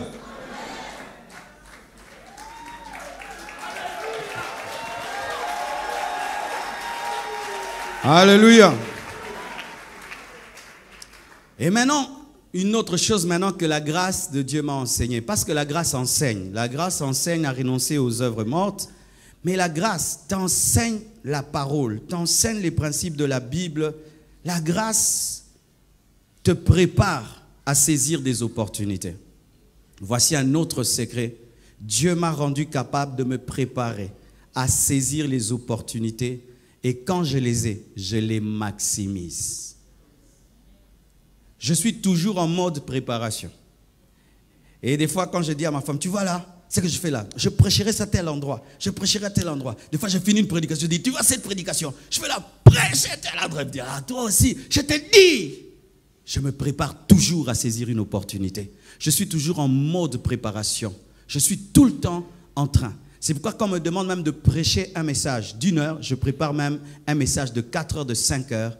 Pourquoi? Le reste là, je le prêcherai quelque part et je le prêcherai quelque part. Toujours en train de me préparer. Et c'était ça, la réponse de David.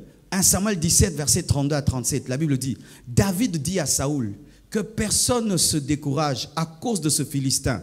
Ton serviteur ira se battre avec lui. Saoul dit à David, tu ne peux aller te battre avec ce Philistin car tu es un enfant et il est un homme de guerre dès sa jeunesse. David dit à Saoul, ton serviteur faisait paître les brebis de son père et quand un lion, un ours venait à enlever une du troupeau, je courais après lui, je le frappais et j'arrachais la brebis de sa gueule. S'il se dressait contre moi, je le saisissais par la gorge, je le frappais, je le tuais. C'est ainsi que ton serviteur a terrassé le lion et l'ours et il en serra du Philistin, de cet incirconcis comme de l'un d'eux, car il a insulté l'armée du Dieu vivant. David dit encore, l'Éternel qui m'a délivré de la griffe du lion et de la patte de l'ours me délivrera aussi de la main de ce Philistin. Et Saoul dit à David, va et que l'Éternel soit avec toi.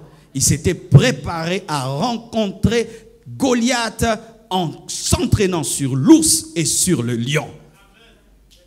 Entraîne-toi sur l'ours et sur le lion et tu battras Goliath.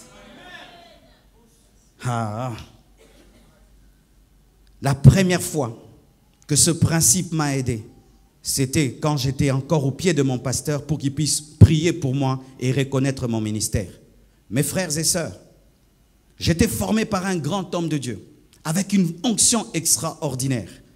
ils nous avaient formés, mais nous étions des enfants. Mais ils doutaient de nous. Tu vois, tu formes des gens, mais quand tu les regardes, ce sont des petits enfants. Tu te poses la question s'ils ont capté l'onction, ils ont capté le message. Et il était toujours là en train de nous appeler jeunes gens, jeunes gens, jeunes gens. Mais ils ne savaient pas que dans le secret, on grandissait.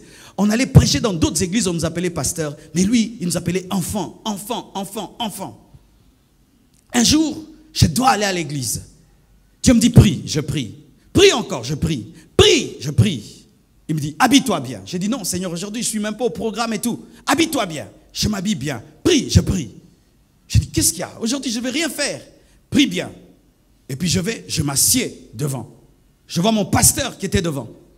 Il donne sa chair rarement, surtout pas aux enfants. Et surtout pas aux célibataires.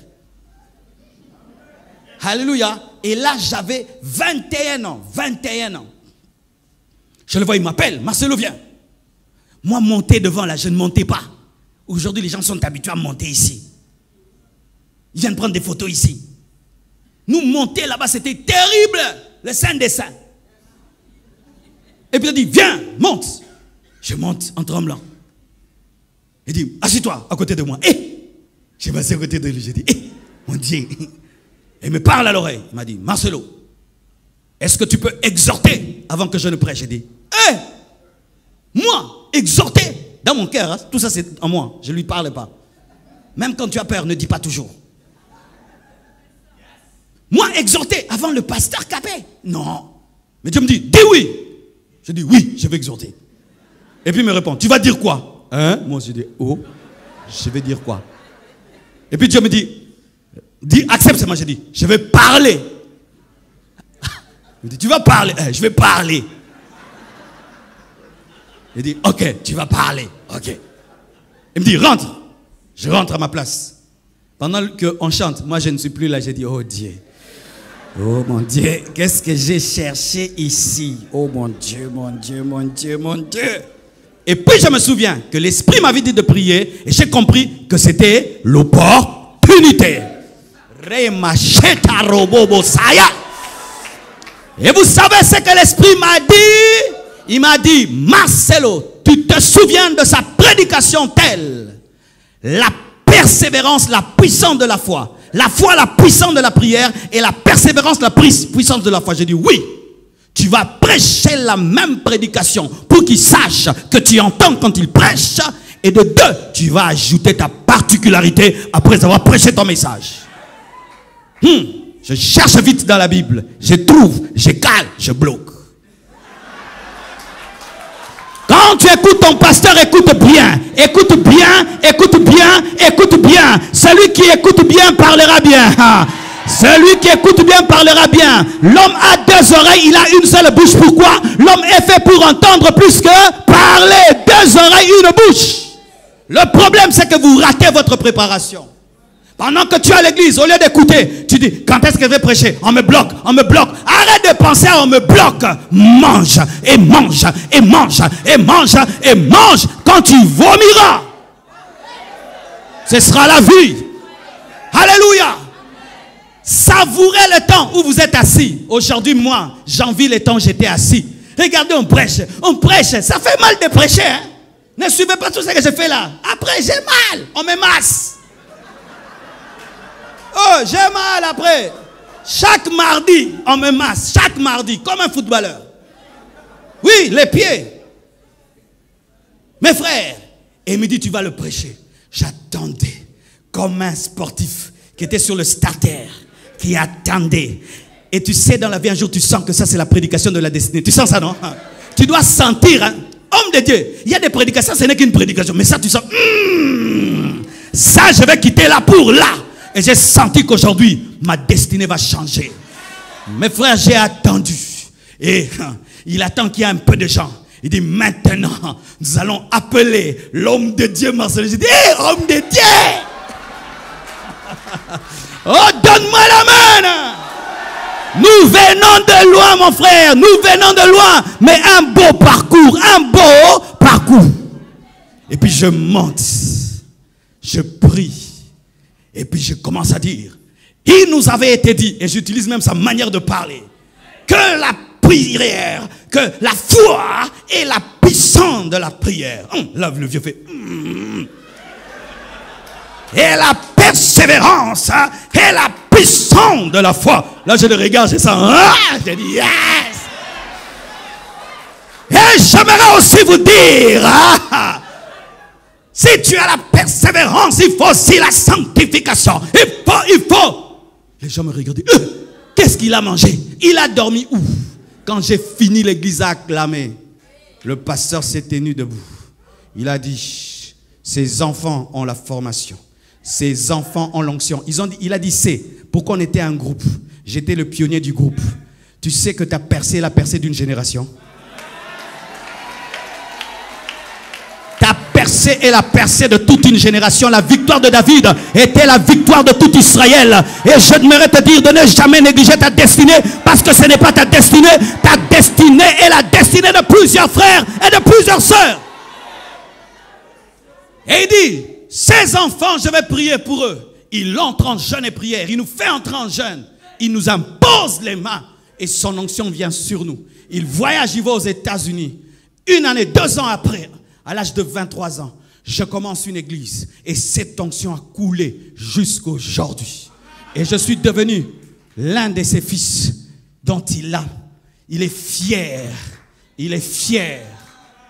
Dernièrement, il vient à Kinshasa. Dieu me dit, tu lui donnes une voiture, tu lui trouves une maison, tu lui fais cela. Et je le fais ça. Le matin, il m'appelle chaque matin. Mon fils, que Dieu te bénisse. Mon fils, que Dieu te bénisse. Mon fils, que Dieu te bénisse. Au lieu de faire la tristesse de vos pères, au lieu de faire la tristesse de vos pères, faites leur joie. Est-ce que tu te prépares? Quand tu pries, tu ne perds pas ton temps, tu te prépares. Quand tu remportes des victoires dans le secret, personne ne voit, Dieu voit, tu te prépares. Parce que Dieu ne te permettra pas de vaincre en public si tu n'as pas vaincu en secret. Tu es à l'église, tu es intercesseur, on te donne un cas de possédé. Traite ce cas jusqu'à ce que les démons partent. Moi, j'ai appris à chasser les démons où? Dans des veillées de prière. Vous connaissez ces démons-là têtus qui ne partent pas qu'après 3 heures. Jusqu'à ce que tu es fatigué, c'est quand il part. C'est quand Dieu m'a appris à aimer quelqu'un. Des intercesseurs. Un jeune intercesseur à l'église, tu lui donnes un cas de possédé. Il prie un peu, il laisse. Il sait que le démon, il part. Tu n'as pas un bon cœur. Tu seras un mauvais pasteur. Oui, moi je détecte les bons pasteurs. Pas seulement quand ils prêchent dans le groupe d'intercession. Quand il y a un possédé qui est là, tu leur donnes un possédé soit 10. Ils chassent, tu vois, certains commencent à fuir. Et il y a un qui reste là. Et puis après le culte, tu viens, frère, qu'est-ce que tu fais? Je suis en train de prier pour ce frère. Il y a encore le démon qui est là. Je retiens son visage et dis, il a le cœur d'un berger. Oui, mes frères, des fois vous pensez que le pasteur ne t'élève pas, on ne t'élève pas. Tu échoues dans des petites écoles de rien du tout. On se dit aux gens, lèvez-vous, prenez les chaises. Toi tu pars, tu ne portes pas les chaises. Si tu ne peux pas porter les chaises, tu peux porter les hommes. Celui qui est fidèle dans les chaises sera fidèle dans les hommes. Celui qui est fidèle dans les animaux va prendre soin d'Israël. Si tu peux paître les brebis de ton père, tu peux paître Israël. Mais ton problème, c'est que tu négliges les animaux alors que c'est l'école pour prendre soin des hommes. J'ai balayé à l'église, j'ai porté les bancs, j'ai porté les bâches. On m'envoyait. J'étais comme le domestique de l'église. Alors que chez nous à la maison, on ne m'envoyait jamais. J'étais un fils d'un homme aisé. Mais à l'église, j'oubliais cela. On me faisait faire toutes les basses besognes. Et je m'humiliais. Prépare-toi tous les jours.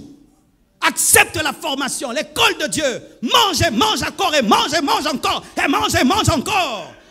Et ne donne jamais à Dieu un service qui n'est pas de qualité.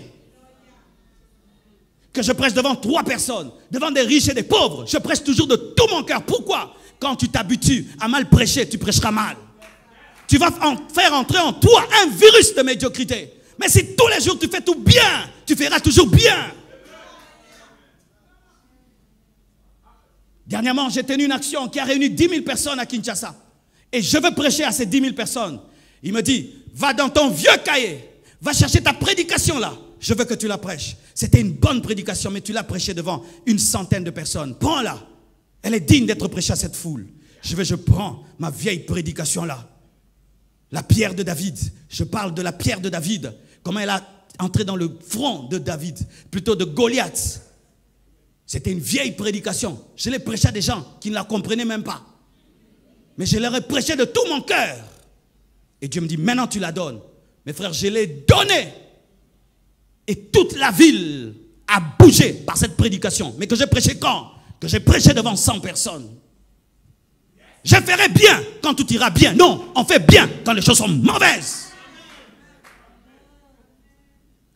Je serai discipliné quand je serai connu à l'église. Non, dans le secret, on te dit de balayer, tu balayes bien. De prendre soin des fleurs, tu prends bien soin des fleurs. D'arranger même ces pierres, tu les places bien. De mettre cette chair, tu la mets bien. C'est moi qui mettais le tapis de mon pasteur pour qu'il prêche, qui essuyait sa chair. C'est moi qui le faisais. Avec plaisir, avec bonheur. Quand tout le monde pouvait rentrer à la maison, moi je transportais les bancs de l'église et j'allais les classer. Et un jour j'ai dit à Dieu, je suis fatigué de porter ces bancs. Parce que des fois on les portait en groupe et les amis partent et toi tu restes. Et puis j'ai dit, Dieu, je laisse. Et d'ailleurs le pasteur n'est pas là. Qui voit d'ailleurs que je fais tout ce travail? Il m'a dit, moi je vois. Il m'a dit, moi je vois. Et si tu es fidèle avec des bancs, je vais te donner des hommes. Porte ces bancs. Et je prenais les bancs, je les plaçais. Je l'ai placé, je l'ai placé. Un jour même, j'ai vu les bancs sous la gloire de Dieu. Il m'a dit, si tu peux aimer les bancs qui ne parlent pas, qui ne disent pas merci, tu aimeras les hommes. Continue, continue, continue, continue, continue. Je me suis toujours préparé à être un prédicateur international. Même quand aucune de mes prédications n'était sortie de Kinshasa, je me préparais toujours. Et je veillais toujours à parler un bon français.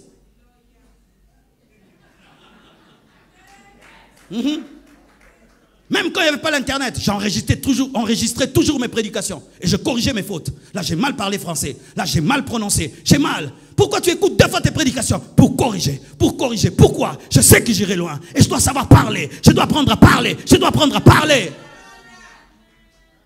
J'ai fait 1 année, je faisais des veillées de voir, de 0h à 5h, j'écoutais T.D. Jakes, j'écoutais Noel Jones. Pourquoi? Ils avaient un bon style quand ils prêchaient. Parce que je voyais que d'autres prédicateurs avaient un style de films français. Tu connais les films français, non? On parle. Mais les films américains, suspense. Et quand je suivais T.D. Jakes, Noel Jones, tu sens le suspense, j'ai dit, ça c'est un bon style. Si je prends ce style, mais j'emballe mon message de sainteté avec ce style, ce sera un style qui touche, mais le fond, c'est la sainteté. C'est pourquoi je te prêche la sainteté comme si je te prêchais la motivation.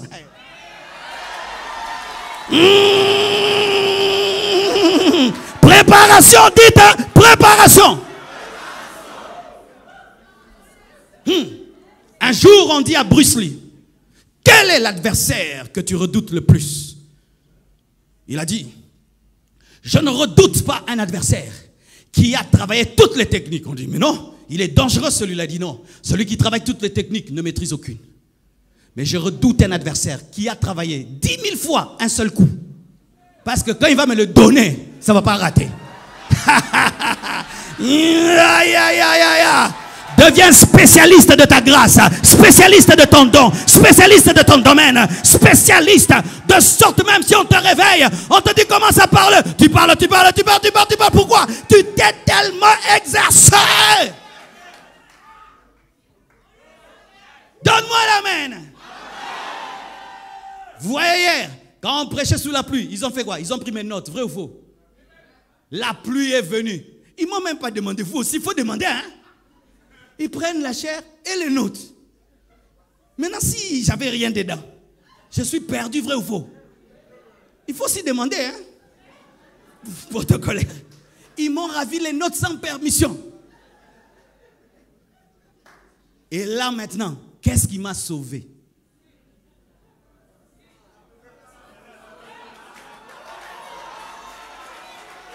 Tu es en train de prêcher avec un laptop, tout d'un coup, lobat. Tu es en train de prêcher avec les notes, tout d'un coup, coupure d'électricité. Tu finiras où? Frères et sœurs, fermons les yeux, prions, le laptop est éteint. Prépare-toi.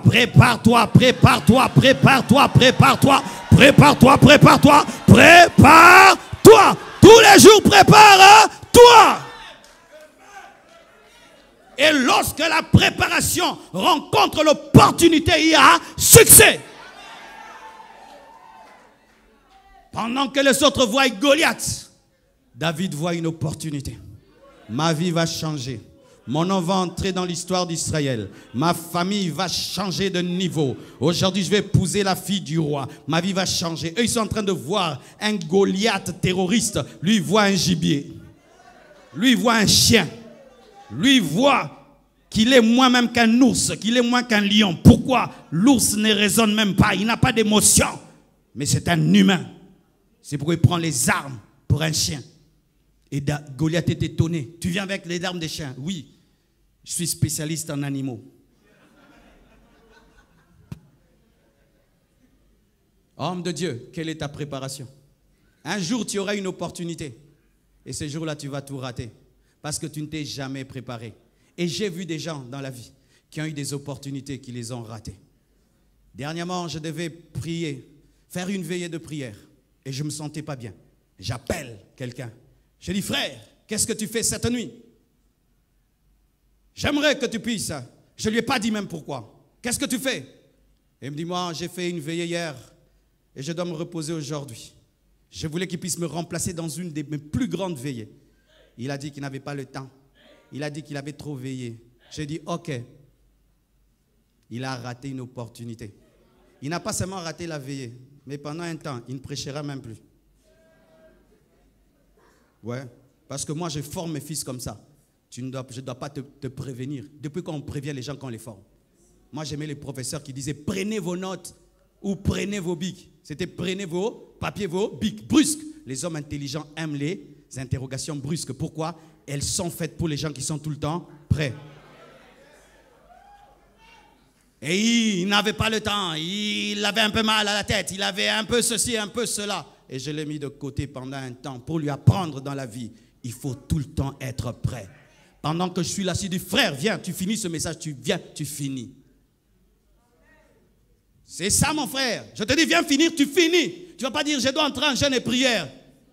On n'entre pas en jeûne et prière devant la tombe de Lazare.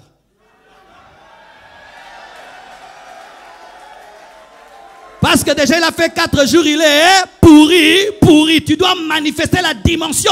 Tu devais jeûner avant. Tu devais prier avant. Là, tu dois déclarer. Osborne est venu dans notre pays, mes frères. Pendant qu'il prêchait, les gens criaient et criaient. Et ils disaient, nous n'entendons pas en lingala. Parce que le son n'était pas bon. Et Osborne a cru que les gens disaient, va-t'en, va-t'en. Il s'est fâché, il est parti. Mais il y avait le peuple qui était là. Et vous savez ce qui est arrivé? On a un homme de Dieu dans notre pays. Lui, il est tout le temps en mode jeûne et prière. Tout le temps, sans rien, il est tout en mode. Une croisade est là. Des paralytiques et des aveugles. Qui a osé continuer la croisade? L'homme qui était prêt. Il a pris le micro. Il a dit, Osborne est parti, mais Jésus est là. Il a prêché la parole. Il a dit, paralytiques, marchez, ils ont marché. Aveugles, voyez, ils ont vu. Sourds, entendez, ils ont entendu. La nouvelle est allée chez Osborne. On lui a dit, papa, quand tu es parti, il y a un Congolais qui est resté là. Il a fait tout ce que tu fais. Il est revenu le lendemain. Il a continué la croisade. Mais nous tous, on a retenu que cet homme de Dieu est tout le temps prêt. Un jour, Vachi perdra sa place. Mais il doit trouver Esther qui est vierge et pure. Pendant que tu perds ta virginité, tu ne sais pas que Vachi va perdre sa royauté.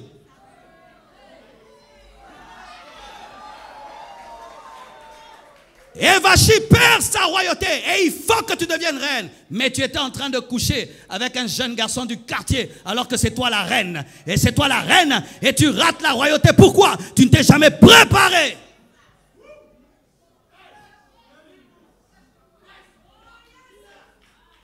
Vivez tous les jours dans la sainteté. Et n'oubliez jamais que vous avez un grand futur. Préparez-vous toujours. Car des fois, mes frères, des petites erreurs aujourd'hui peuvent gâcher ton futur. Quand tu n'es pas en mode préparation. Vous savez, moi, quand est-ce que le diable a voulu détruire mon ministère? C'était au début de mon ministère, mes frères. Lorsque tu regardes toi-même ton ministère, tu ne lui donnes pas trop de valeur. Il n'y a rien de grave, des petits enfants, il n'y a rien. Tu es au début, tu as 2 mois, 3 mois. Tu peux appeler ça un petit groupe de prière que tu peux tuer et recommencer quand tu veux. C'est quand l'ennemi m'a attaqué. Vous savez, il a failli m'avoir comment? Excès de confiance. Être en mode colombe sans être en mode serpent. Alors que pour vaincre le loup, tu dois être en mode colombe et en mode serpent. Ce sont seulement ceux qui ont la nature du serpent et de la colombe qui peuvent vaincre le loup. Mais moi, j'étais une colombe. Je suis en train de préparer la veillée. On m'appelle. Marcelo, viens. Il y a une sœur qui est malade. Viens prier pour elle. Et je vais, tout seul. Et je vais. Je pensais la trouver au salon. Parce que quand tu sais qu'un homme de Dieu va prier pour toi, tu l'attends au salon. Elle n'était pas au salon. Et moi, toujours innocent que je suis. J'ai dit non, elle doit être gravement malade. C'est pour qu'elle n'est pas sortie du salon. Et puis on me dit, elle est là-bas. Et on ne m'accompagne pas. Un long couloir. Moi, toujours mode innocence et enfance. Je vais et j'entre à droite. Je trouve une chambre comme une boîte de nuit. Couleur verte. Et puis je trouve la malade, pas malade. Avec une petite robe. Elle s'assied comme ça monte jusqu'ici. Et ici, ça tombe jusque là. Elle a mis de l'huile sur tout le corps. Elle brille comme un serpent. Elle prend des lentilles de couleur verte. Elle met. Et puis elle met la musique d'Exo, éclat. Elle veut me faire tomber en mode adoration. Terrible, hein? Elle met la musique de Dieu. Mais elle est là en mode impudicité. Mais il y a la musique de Dieu. Oui, il y a des gens qui tombent avec la musique de Dieu. Et puis elle fait quoi? Elle prend une chaise. Elle s'assied au bout de son lit avec une chaise devant. Elle met une chaise pour moi devant. Et puis un miroir là. Alors tu ne peux pas regarder un miroir, tu es obligé de la fixer. Et nos genoux s'entrechoquent presque. Elle est face à moi. Et puis elle prend un coca très froid, elle me donne. Tu vois, le coca très froid, tu ne peux pas le boire très vite. Dans le temps qu'elle me travaille, je bois le coca. Tu t'imagines? Elle a tout préparé. Tout le filet était prêt. Et je m'assieds là. Et puis je lui dis, comment tu vas? Tu es malade? Elle me dit clairement ses intentions. Clairement. Comme ça. Quand elle m'a dit ça, j'ai senti l'atmosphère du diable entrer. J'ai senti que Satan était là. Et puis j'ai dit à Dieu, qu'est-ce que je veux faire? Dieu me dit, si tu oses maintenant tomber, tu vas tout détruire. Lève-toi et fâche-toi. J'ai dit, mais je ne suis pas en colère. Tu crées la colère. Je me lève. Je dis, toi, à genoux. Lève les mains. Tu as l'esprit d'impudicité. Lève les mains. Au nom de Jésus. Je n'ai pas attendu que le démon parte. Au nom de Jésus. Au nom de Jésus, j'ai fermé la porte. Oh! Jusqu'à aujourd'hui. Jusqu'à aujourd'hui. Elle voulait tuer ce Marcelo-ci. Elle voulait tuer ce Marcelo-ci. Mais il y a combien d'années? Plus de 25 ans. Plus de 25 ans. Je te parle d'une histoire de plus de 25 ans. Quand j'étais en train de jeûner, de prier pour commencer le ministère. Mes frères et sœurs, soyez tout le temps prêts. Et sachez que la sainteté est l'une des préparations. Quand tu es en train de préparer ton ministère, tu tombes, tu retombes, tu te relèves, tu rampes, tu rampes. Tu perds la puissance pour commencer. C'est quand on voit des gens qui commencent un ministère, c'est comme s'il n'y a rien. Les ministères ne commencent pas comme ça. Vous voyez comment Jésus a commencé le ministère. On a senti qu'il y a quelqu'un qui est venu. Moi, aujourd'hui, il y a des ministères qui commencent en disant, quand le pasteur, on a prié pour lui, il prêchait. La plupart des hommes de Dieu qui bougent le monde, vérifiez au début du ministère, on sentait quelque chose a commencé. Il y a quelque chose. On sent toujours. Mais pourquoi beaucoup? Ils ratent le départ. C'est parce qu'ils commencent le ministère en rampant. C'est un rampeur qui commence. C'est pourquoi le monde spirituel ne bouge pas. Mes frères, je suis allé là où j'ai commencé l'église, sans baffle, ni instrument, ni rien. Mais le coin a bougé. Le coin a bougé.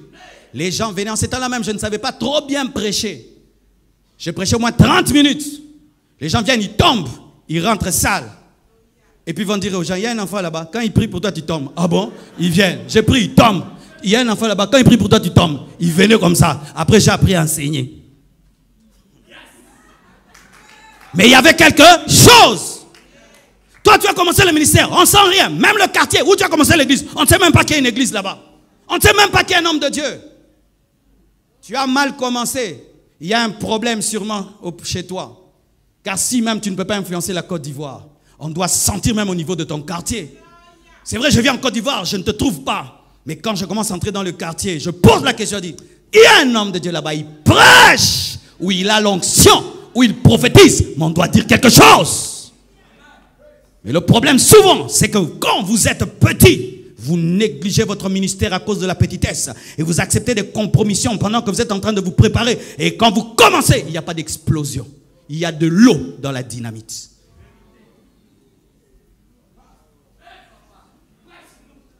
Alléluia. J'aimerais parler d'une autre chose. Et je crois que c'est là que je vais finir. Dieu m'a rendu capable d'utiliser la technologie. Attends, dites technologie. Dieu m'a révélé ceci. Lisons le passage.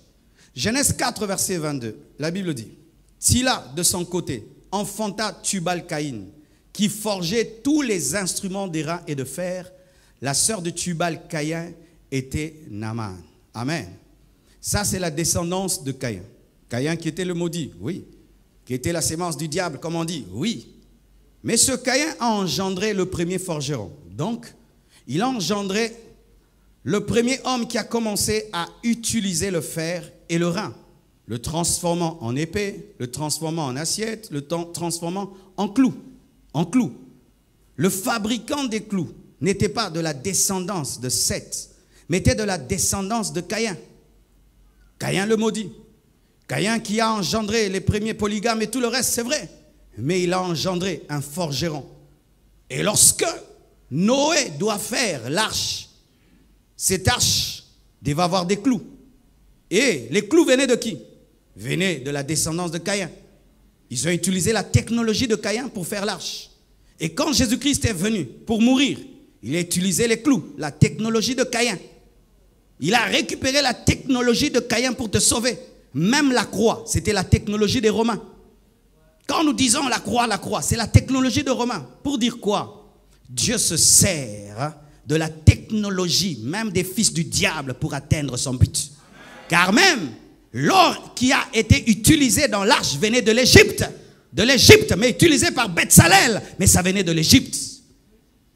Lorsque Facebook a commencé, les réseaux sociaux ont commencé, l'Église a diabolisé les réseaux sociaux. Beaucoup d'hommes de Dieu ont diabolisé les réseaux sociaux, ont diabolisé l'Internet. La marque de la bête va venir par là et tout. Oui, c'est vrai.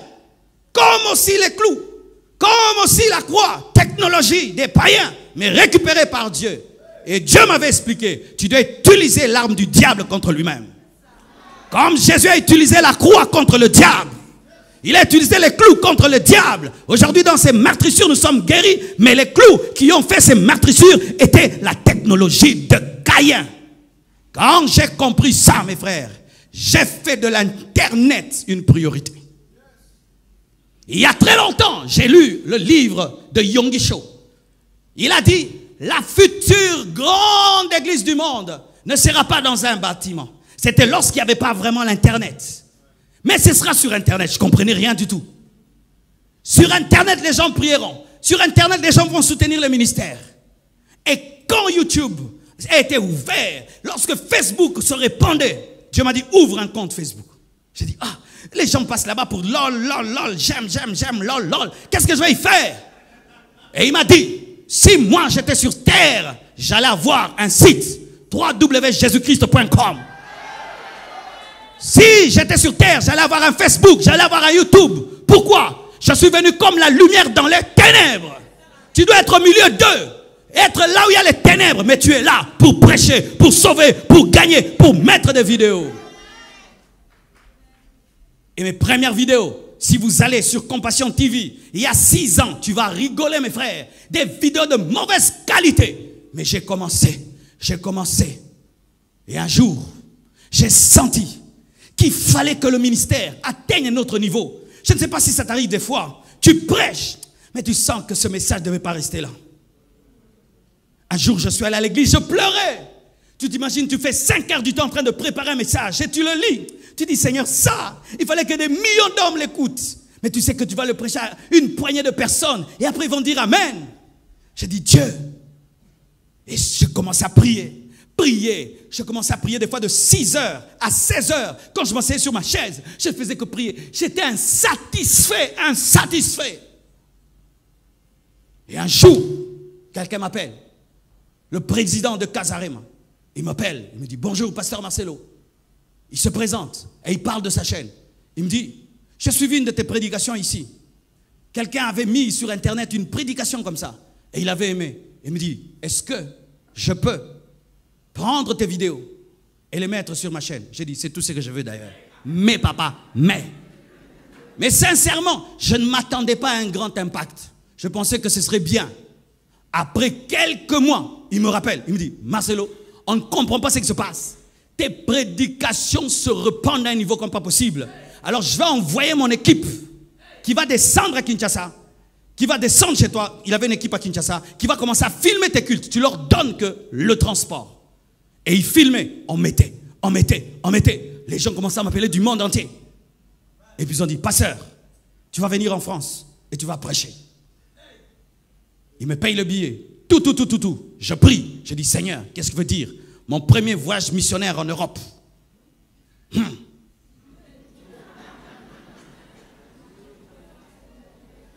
Tu vois là, toutes tes prédications reviennent, n'est-ce pas? Toutes te disent, prêche-moi. Et puis Dieu m'a dit, tu vas prêcher sur fouiller l'impudicité. J'ai dit, ah, Seigneur, allez en France. Première prédication, fouiller l'impudicité. Là, tu veux m'enterrer ou quoi? Parce que je venais de faire un séminaire à Kinshasa sur fouiller l'impudicité. Toute la ville était au courant, mais personne n'est venu.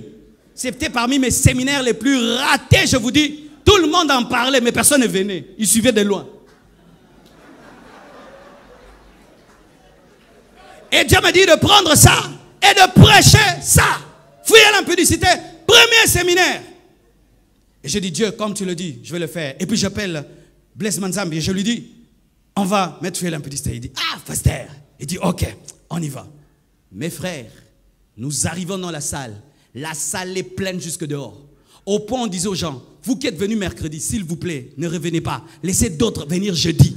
Les gens s'asseyaient par terre, mais à Paris, pour écouter sur fouiller l'impudicité. Ça atteint plus de 400 000 vues. Fouiller l'impudicité. Les gens se sont convertis. Les jeunes ont connu un réveil. Ils commençaient à les prêcher dans les métros. Et puis c'était parti. Pour certains, quand vous voyez certains posts sur Facebook et tout, on pense des fois que c'est toute une équipe qui est derrière. Non, la moitié c'est moi-même qui poste. Oui, j'ai le temps. Je prie, je lis ma Bible, je lis des livres, je mange la Sainte Seine et puis je vais sur Internet. Quelle photo je vais mettre? Les pouces. Quelle vidéo je vais partager? Et puis je suis en communication avec les photographes, les gens qui mettent les vidéos tout le temps. J'en ai fait donc une seconde carrière.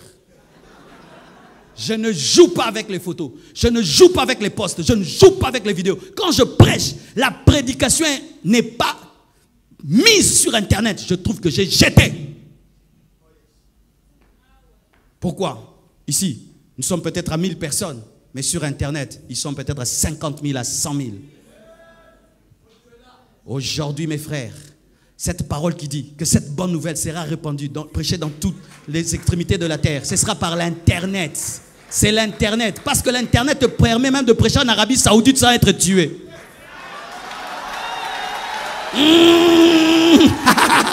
Tu entres, tu prêches dans un salon, tu sors et on ne te tue pas.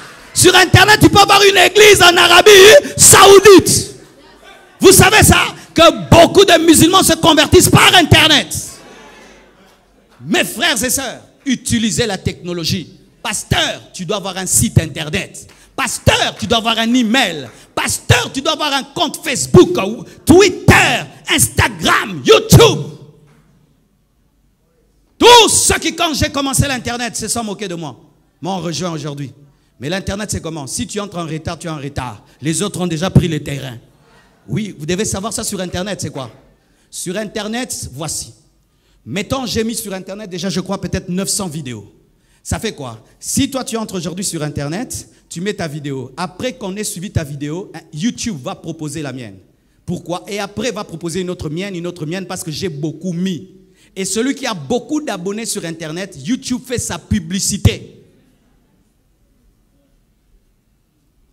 Et c'est que vous devez savoir, mes frères, le monde, ce n'est pas seulement ce monde-ci. Le vrai monde est virtuel. C'est là-bas que l'impact est. Et j'ai vécu ça en Haïti. Mes frères, un jour, j'ai fait les statistiques de mon ministère. Je remarque que les Haïtiens me suivent terriblement. J'ai dit, qu'est-ce qui se passe? À un niveau, j'ai dit, oh! Et puis je commence à prier. Et Dieu me met à cœur d'aller en Haïti. Et quand il fallait aller, la croisade devait nous coûter 120 000 $. En ces temps-là, on était en train de, au début de la construction. Alors, il fallait que je mette l'argent dans la construction. J'appelle les Haïtiens, je dis, je ne peux pas venir, je décommande la croisade, j'ai un temple à construire. Ils me disent, pasteur, viens, nous allons tout faire. Ils louent le stade, 2 stades, un à Gonaïves, l'autre à Port-au-Prince. Mais ils n'ont pas fait des affiches, ils n'ont pas fait des banderoles. Mais j'ai écrit seulement sur Facebook, nous serons à Gonaïves et à Port-au-Prince. Et quand on va dans le stade est plein. Quand on va à Gonaïves, c'était archi plein, à un niveau, tu ne peux pas croire. Sans affiche, mais l'affiche était où? Elle était sur Internet. Une affiche qu'on ne peut déchirer. Et on ne paye pas des frais pour cette affiche-là.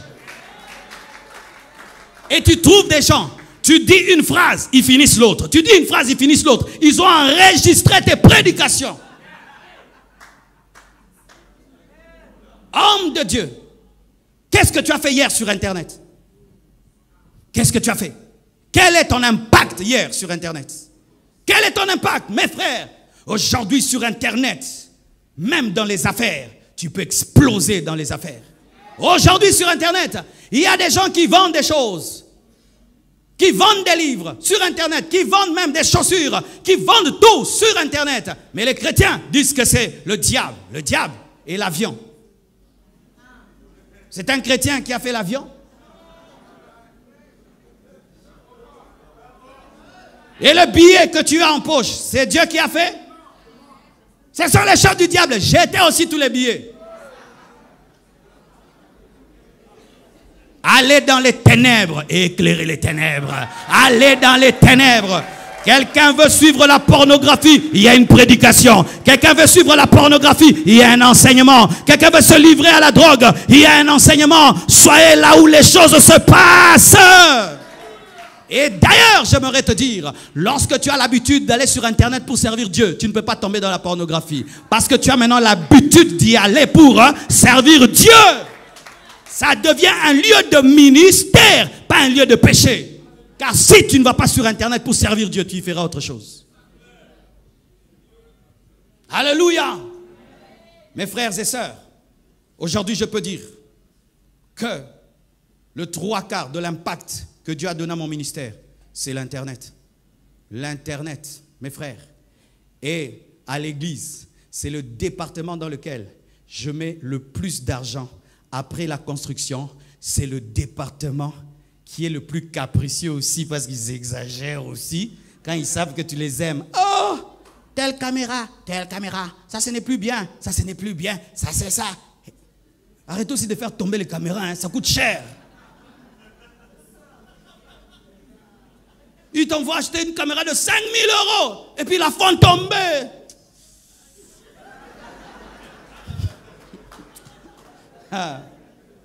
Mais si tu n'investis pas dans l'Internet, tu seras déphasé. Tu seras comme quelqu'un qui travaille comme à l'âge de la pierre taillée. Alors qu'aujourd'hui, nous sommes dans le modernisme. Cher homme de Dieu, si tu n'es pas sur Internet, ton ministère est en retard. Dans certains endroits, tu n'existes pas. Ils ne te connaissent pas. Tu n'auras qu'un ministère de quartier, de ton avenue. Mais dans le monde, tu n'existes pas. Et vous laissez des fois des aventuriers être sur Internet. Des fois même, vous connaissez le plus grand YouTuber du monde? Le plus grand YouTuber du monde, c'est quelqu'un qui fait rire les enfants en commentant les jeux vidéo. YouTube lui paye des millions de dollars par mois. Et vous connaissez le plus grand Twitter du monde? Le plus grand Twitter, la plus grande tweeteuse du monde, c'est Katy Perry, une musicienne. Deuxième, c'est Justin Bieber. Troisième, c'est Obama, qui tweet et qui ont de l'influence sur Twitter. Quand des fois je vais sur Twitter, je regarde comment les hommes de Dieu se comportent sur Twitter, ils négligent Twitter. Quand je vais sur Instagram, surtout nous les francophones, il faut voir comment on néglige Instagram. Alors que si vous ne savez pas, aujourd'hui Instagram a plus de puissance que Facebook. Facebook commence à être dépassé, démodé. Maintenant c'est Instagram. Mais beaucoup de gens sont encore collés à Facebook. Parce que vous devez comprendre, maîtriser l'outil. Car si vous ne maîtrisez pas l'outil, vous serez dépassé. Et vous savez qui m'aide à maîtriser l'outil? Les enfants. Moi, ce sont mes enfants. Je dis, Oracle, quelles sont les tendances? Papa, ces derniers temps, c'est plus Facebook, c'est Instagram, ok? Et quand tu vas sur Instagram, il faut mettre des hashtags. Hashtag, c'est quoi? C'est ça qui fait slash comme ça, quoi. Ah, il faut mettre, parce que quand tu mets un hashtag, ok. C'est pourquoi j'allais parler aux hommes de Dieu, comment utiliser les Bétzalel dans le ministère. C'est-à-dire quoi? Ces personnes qui maîtrisent la technologie, toi tu maîtrises l'hébreu, mais tu t'humilies devant elles afin qu'elles puissent t'aider. Parce que même si tu es Moïse, il y a Bétzalel qui maîtrise ce que tu ne maîtrises pas. Le problème des hommes de Dieu, nous voulons être des omniscients, des omnipotents, des omniconnaissants. Ce qui fait que lorsque les fils veulent nous aider dans un domaine où nous bégayons, nous disons non, je ne maîtrise pas, je ne connais pas, je n'aime pas cela. Non, ton fils est en avance dans le domaine de la technologie, laisse-le t'aider dans le domaine de la technologie. Il est en avance en comptabilité, laisse-le gérer la comptabilité. Il est en avance dans le marketing, laisse-le faire le marketing de l'église. Toi, demeure dans la parole et dans l'enseignement, mais laisse Bétzalel construire l'arche. Mais quand toi tu vas prier, la Shekinah va descendre sur l'arche. Il faut la complémentarité avec les Bétzalel. Tu ne peux réussir le ministère si tu fais tout toi-même. Alléluia. Un jeune garçon qui s'appelle Ezabora a changé mon Facebook. Une jeune fille qui est venue de l'Angleterre m'a enseigné comment on utilise Instagram. Ils m'ont enseigné, ils m'ont appris comment les choses se passent là-bas. Mes frères et sœurs. Et là même, je viens de rencontrer un jeune garçon belge. Je l'ai invité dans mon comité en Belgique. Pendant qu'on parle, je me suis rendu compte qu'il connaissait tout plus que nous tous. J'ai dit on se tait, on l'écoute. Frère, parle. On a fait une réunion pour parler. Jean-Luc, quand il commence à parler, je sens que il est en avant. J'ai dit, on s'était. Tom, parle. Il a dit, j'ai étudié votre Facebook, votre YouTube et tout. Je me suis rendu compte que vous avez une influence de ceci, de cela, mais je remarque que vous n'exploitez pas ça. Il a fait l'étude de moi en quelques minutes. J'ai eu peur de lui. J'ai dit, hé, frère, toi tu me connais comme ça? Et puis j'ai remarqué que voici, il y a des 50 pirates sur vous que vous devez supprimer. J'ai dit, frère, je te paye le billet, tu quittes la Belgique. Tu viens à Kinshasa. Pendant 4 semaines, hein, viens dire ces choses à mes gens. Le 10, il doit être à Kinshasa avec sa femme et ses enfants. Qui viennent nous apprendre, hein, nous prendre de là et monter là. Et j'investis dedans. Pourquoi? C'est le futur de l'évangélisation. Aujourd'hui, tu fais le porte-à-porte, on va te chasser. Mais tu peux faire le téléphone en téléphone. Des téléphones en téléphone, des téléphones en téléphone, des téléphones en téléphone. Ta banque est dans ton téléphone, vrai ou faux? Ton hôpital dans ton téléphone, vrai ou faux? Mais les églises ne sont pas dans les téléphones. J'ai créé une application, Pasteur Marcelo Tounassi, comme WhatsApp, comme Facebook. Moi aussi j'ai mon application. Va sur App Store et sur Google Play Store. Télécharge Pasteur Marcelo Tounassi, tu vas me trouver. Si Paul entendait de telles prédications, il allait s'évanouir. On est en train de prêcher, on dit Google Play Store, App Store, application. Ça, ce sont les prédications du 21e siècle. Alléluia. C'est ça être prédicateur moderne. Tu maîtrises les nouveaux outils de l'évangélisation. Alléluia. Et cet homme va venir. Et Dieu m'a dit, il est le futur de ton ministère. Si tu ne l'écoutes pas, tu vas stagner. Et il va venir. On va tous l'écouter. Parce que quand aussi vous courez avec un homme de Dieu qui accepte des mises à jour, vous aussi devez accepter les mises à jour. Parce que des fois, nos collaborateurs sont orgueilleux. Ils sont orgueilleux. Non, on ne fait pas comme ça. Non, on ne fait pas comme ça. Vous êtes en train de chasser celle qui est en train de oindre les pieds de Jésus-Christ alors qu'elle est en train de prophétiser qu'il va mourir et ressusciter. Notre église en fait jamais comme ça. Notre église en fait jamais comme ça. Ce n'est pas votre église, c'est l'église de Dieu. C'est l'église de Dieu. Parce que des fois, nous aimons le statu quo. Pourquoi? Le statu quo donne une fausse paix. Une fausse paix. On maîtrise à gauche et à droite. Mais non, il faut des fois quitter la zone de confort. Et il vient. Il va nous donner à nous tous des cours. Et on doit suivre et appliquer. Dans chaque domaine de ta vie, tu dois avoir quelqu'un qui t'amène plus loin. Et quand tu le découvres, humilie-toi. Laisse-le te guider. Jéthro a aidé Moïse à décentraliser son pouvoir. Jéthro, l'homme qui a vu la gloire de Dieu, ne connaissait pas la décentralisation. Mais Jéthro l'a aidé. Mais l'autre problème, c'est que lorsque Jéthro vient te parler, tu dis, toi, est-ce que tu as vu la gloire de Dieu? Moi, j'entends Dieu face à face. Arrête avec tes face à face. Que Dieu vous bénisse abondamment.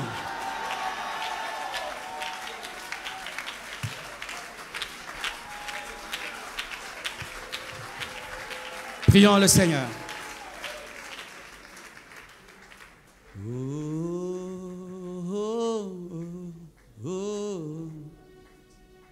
Je crie à toi.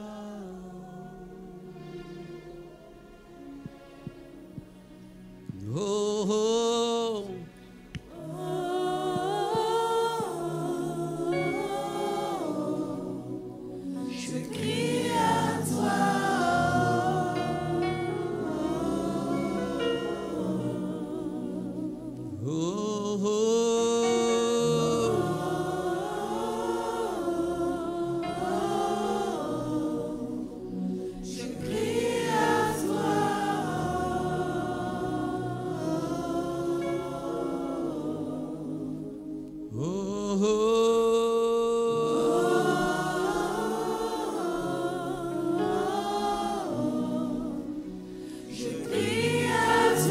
Je crie à toi, je crie à toi, je crie. Oh, oh.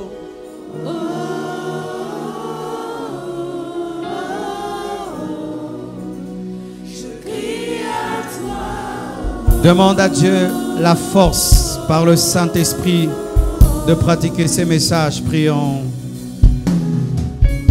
Aide-moi, aide-moi à pratiquer ta parole. Aide-moi, aide-moi à pratiquer ta parole. Aide-moi, aide-moi à pratiquer ta parole. Aide-moi, aide-moi à pratiquer ta parole. Aide-moi, aide-moi à pratiquer ta parole. Aide-moi, aide-moi à pratiquer ta parole.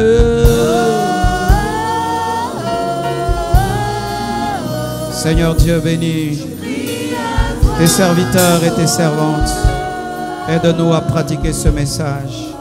Au nom de Jésus-Christ. Amen. Que Dieu vous bénisse abondamment.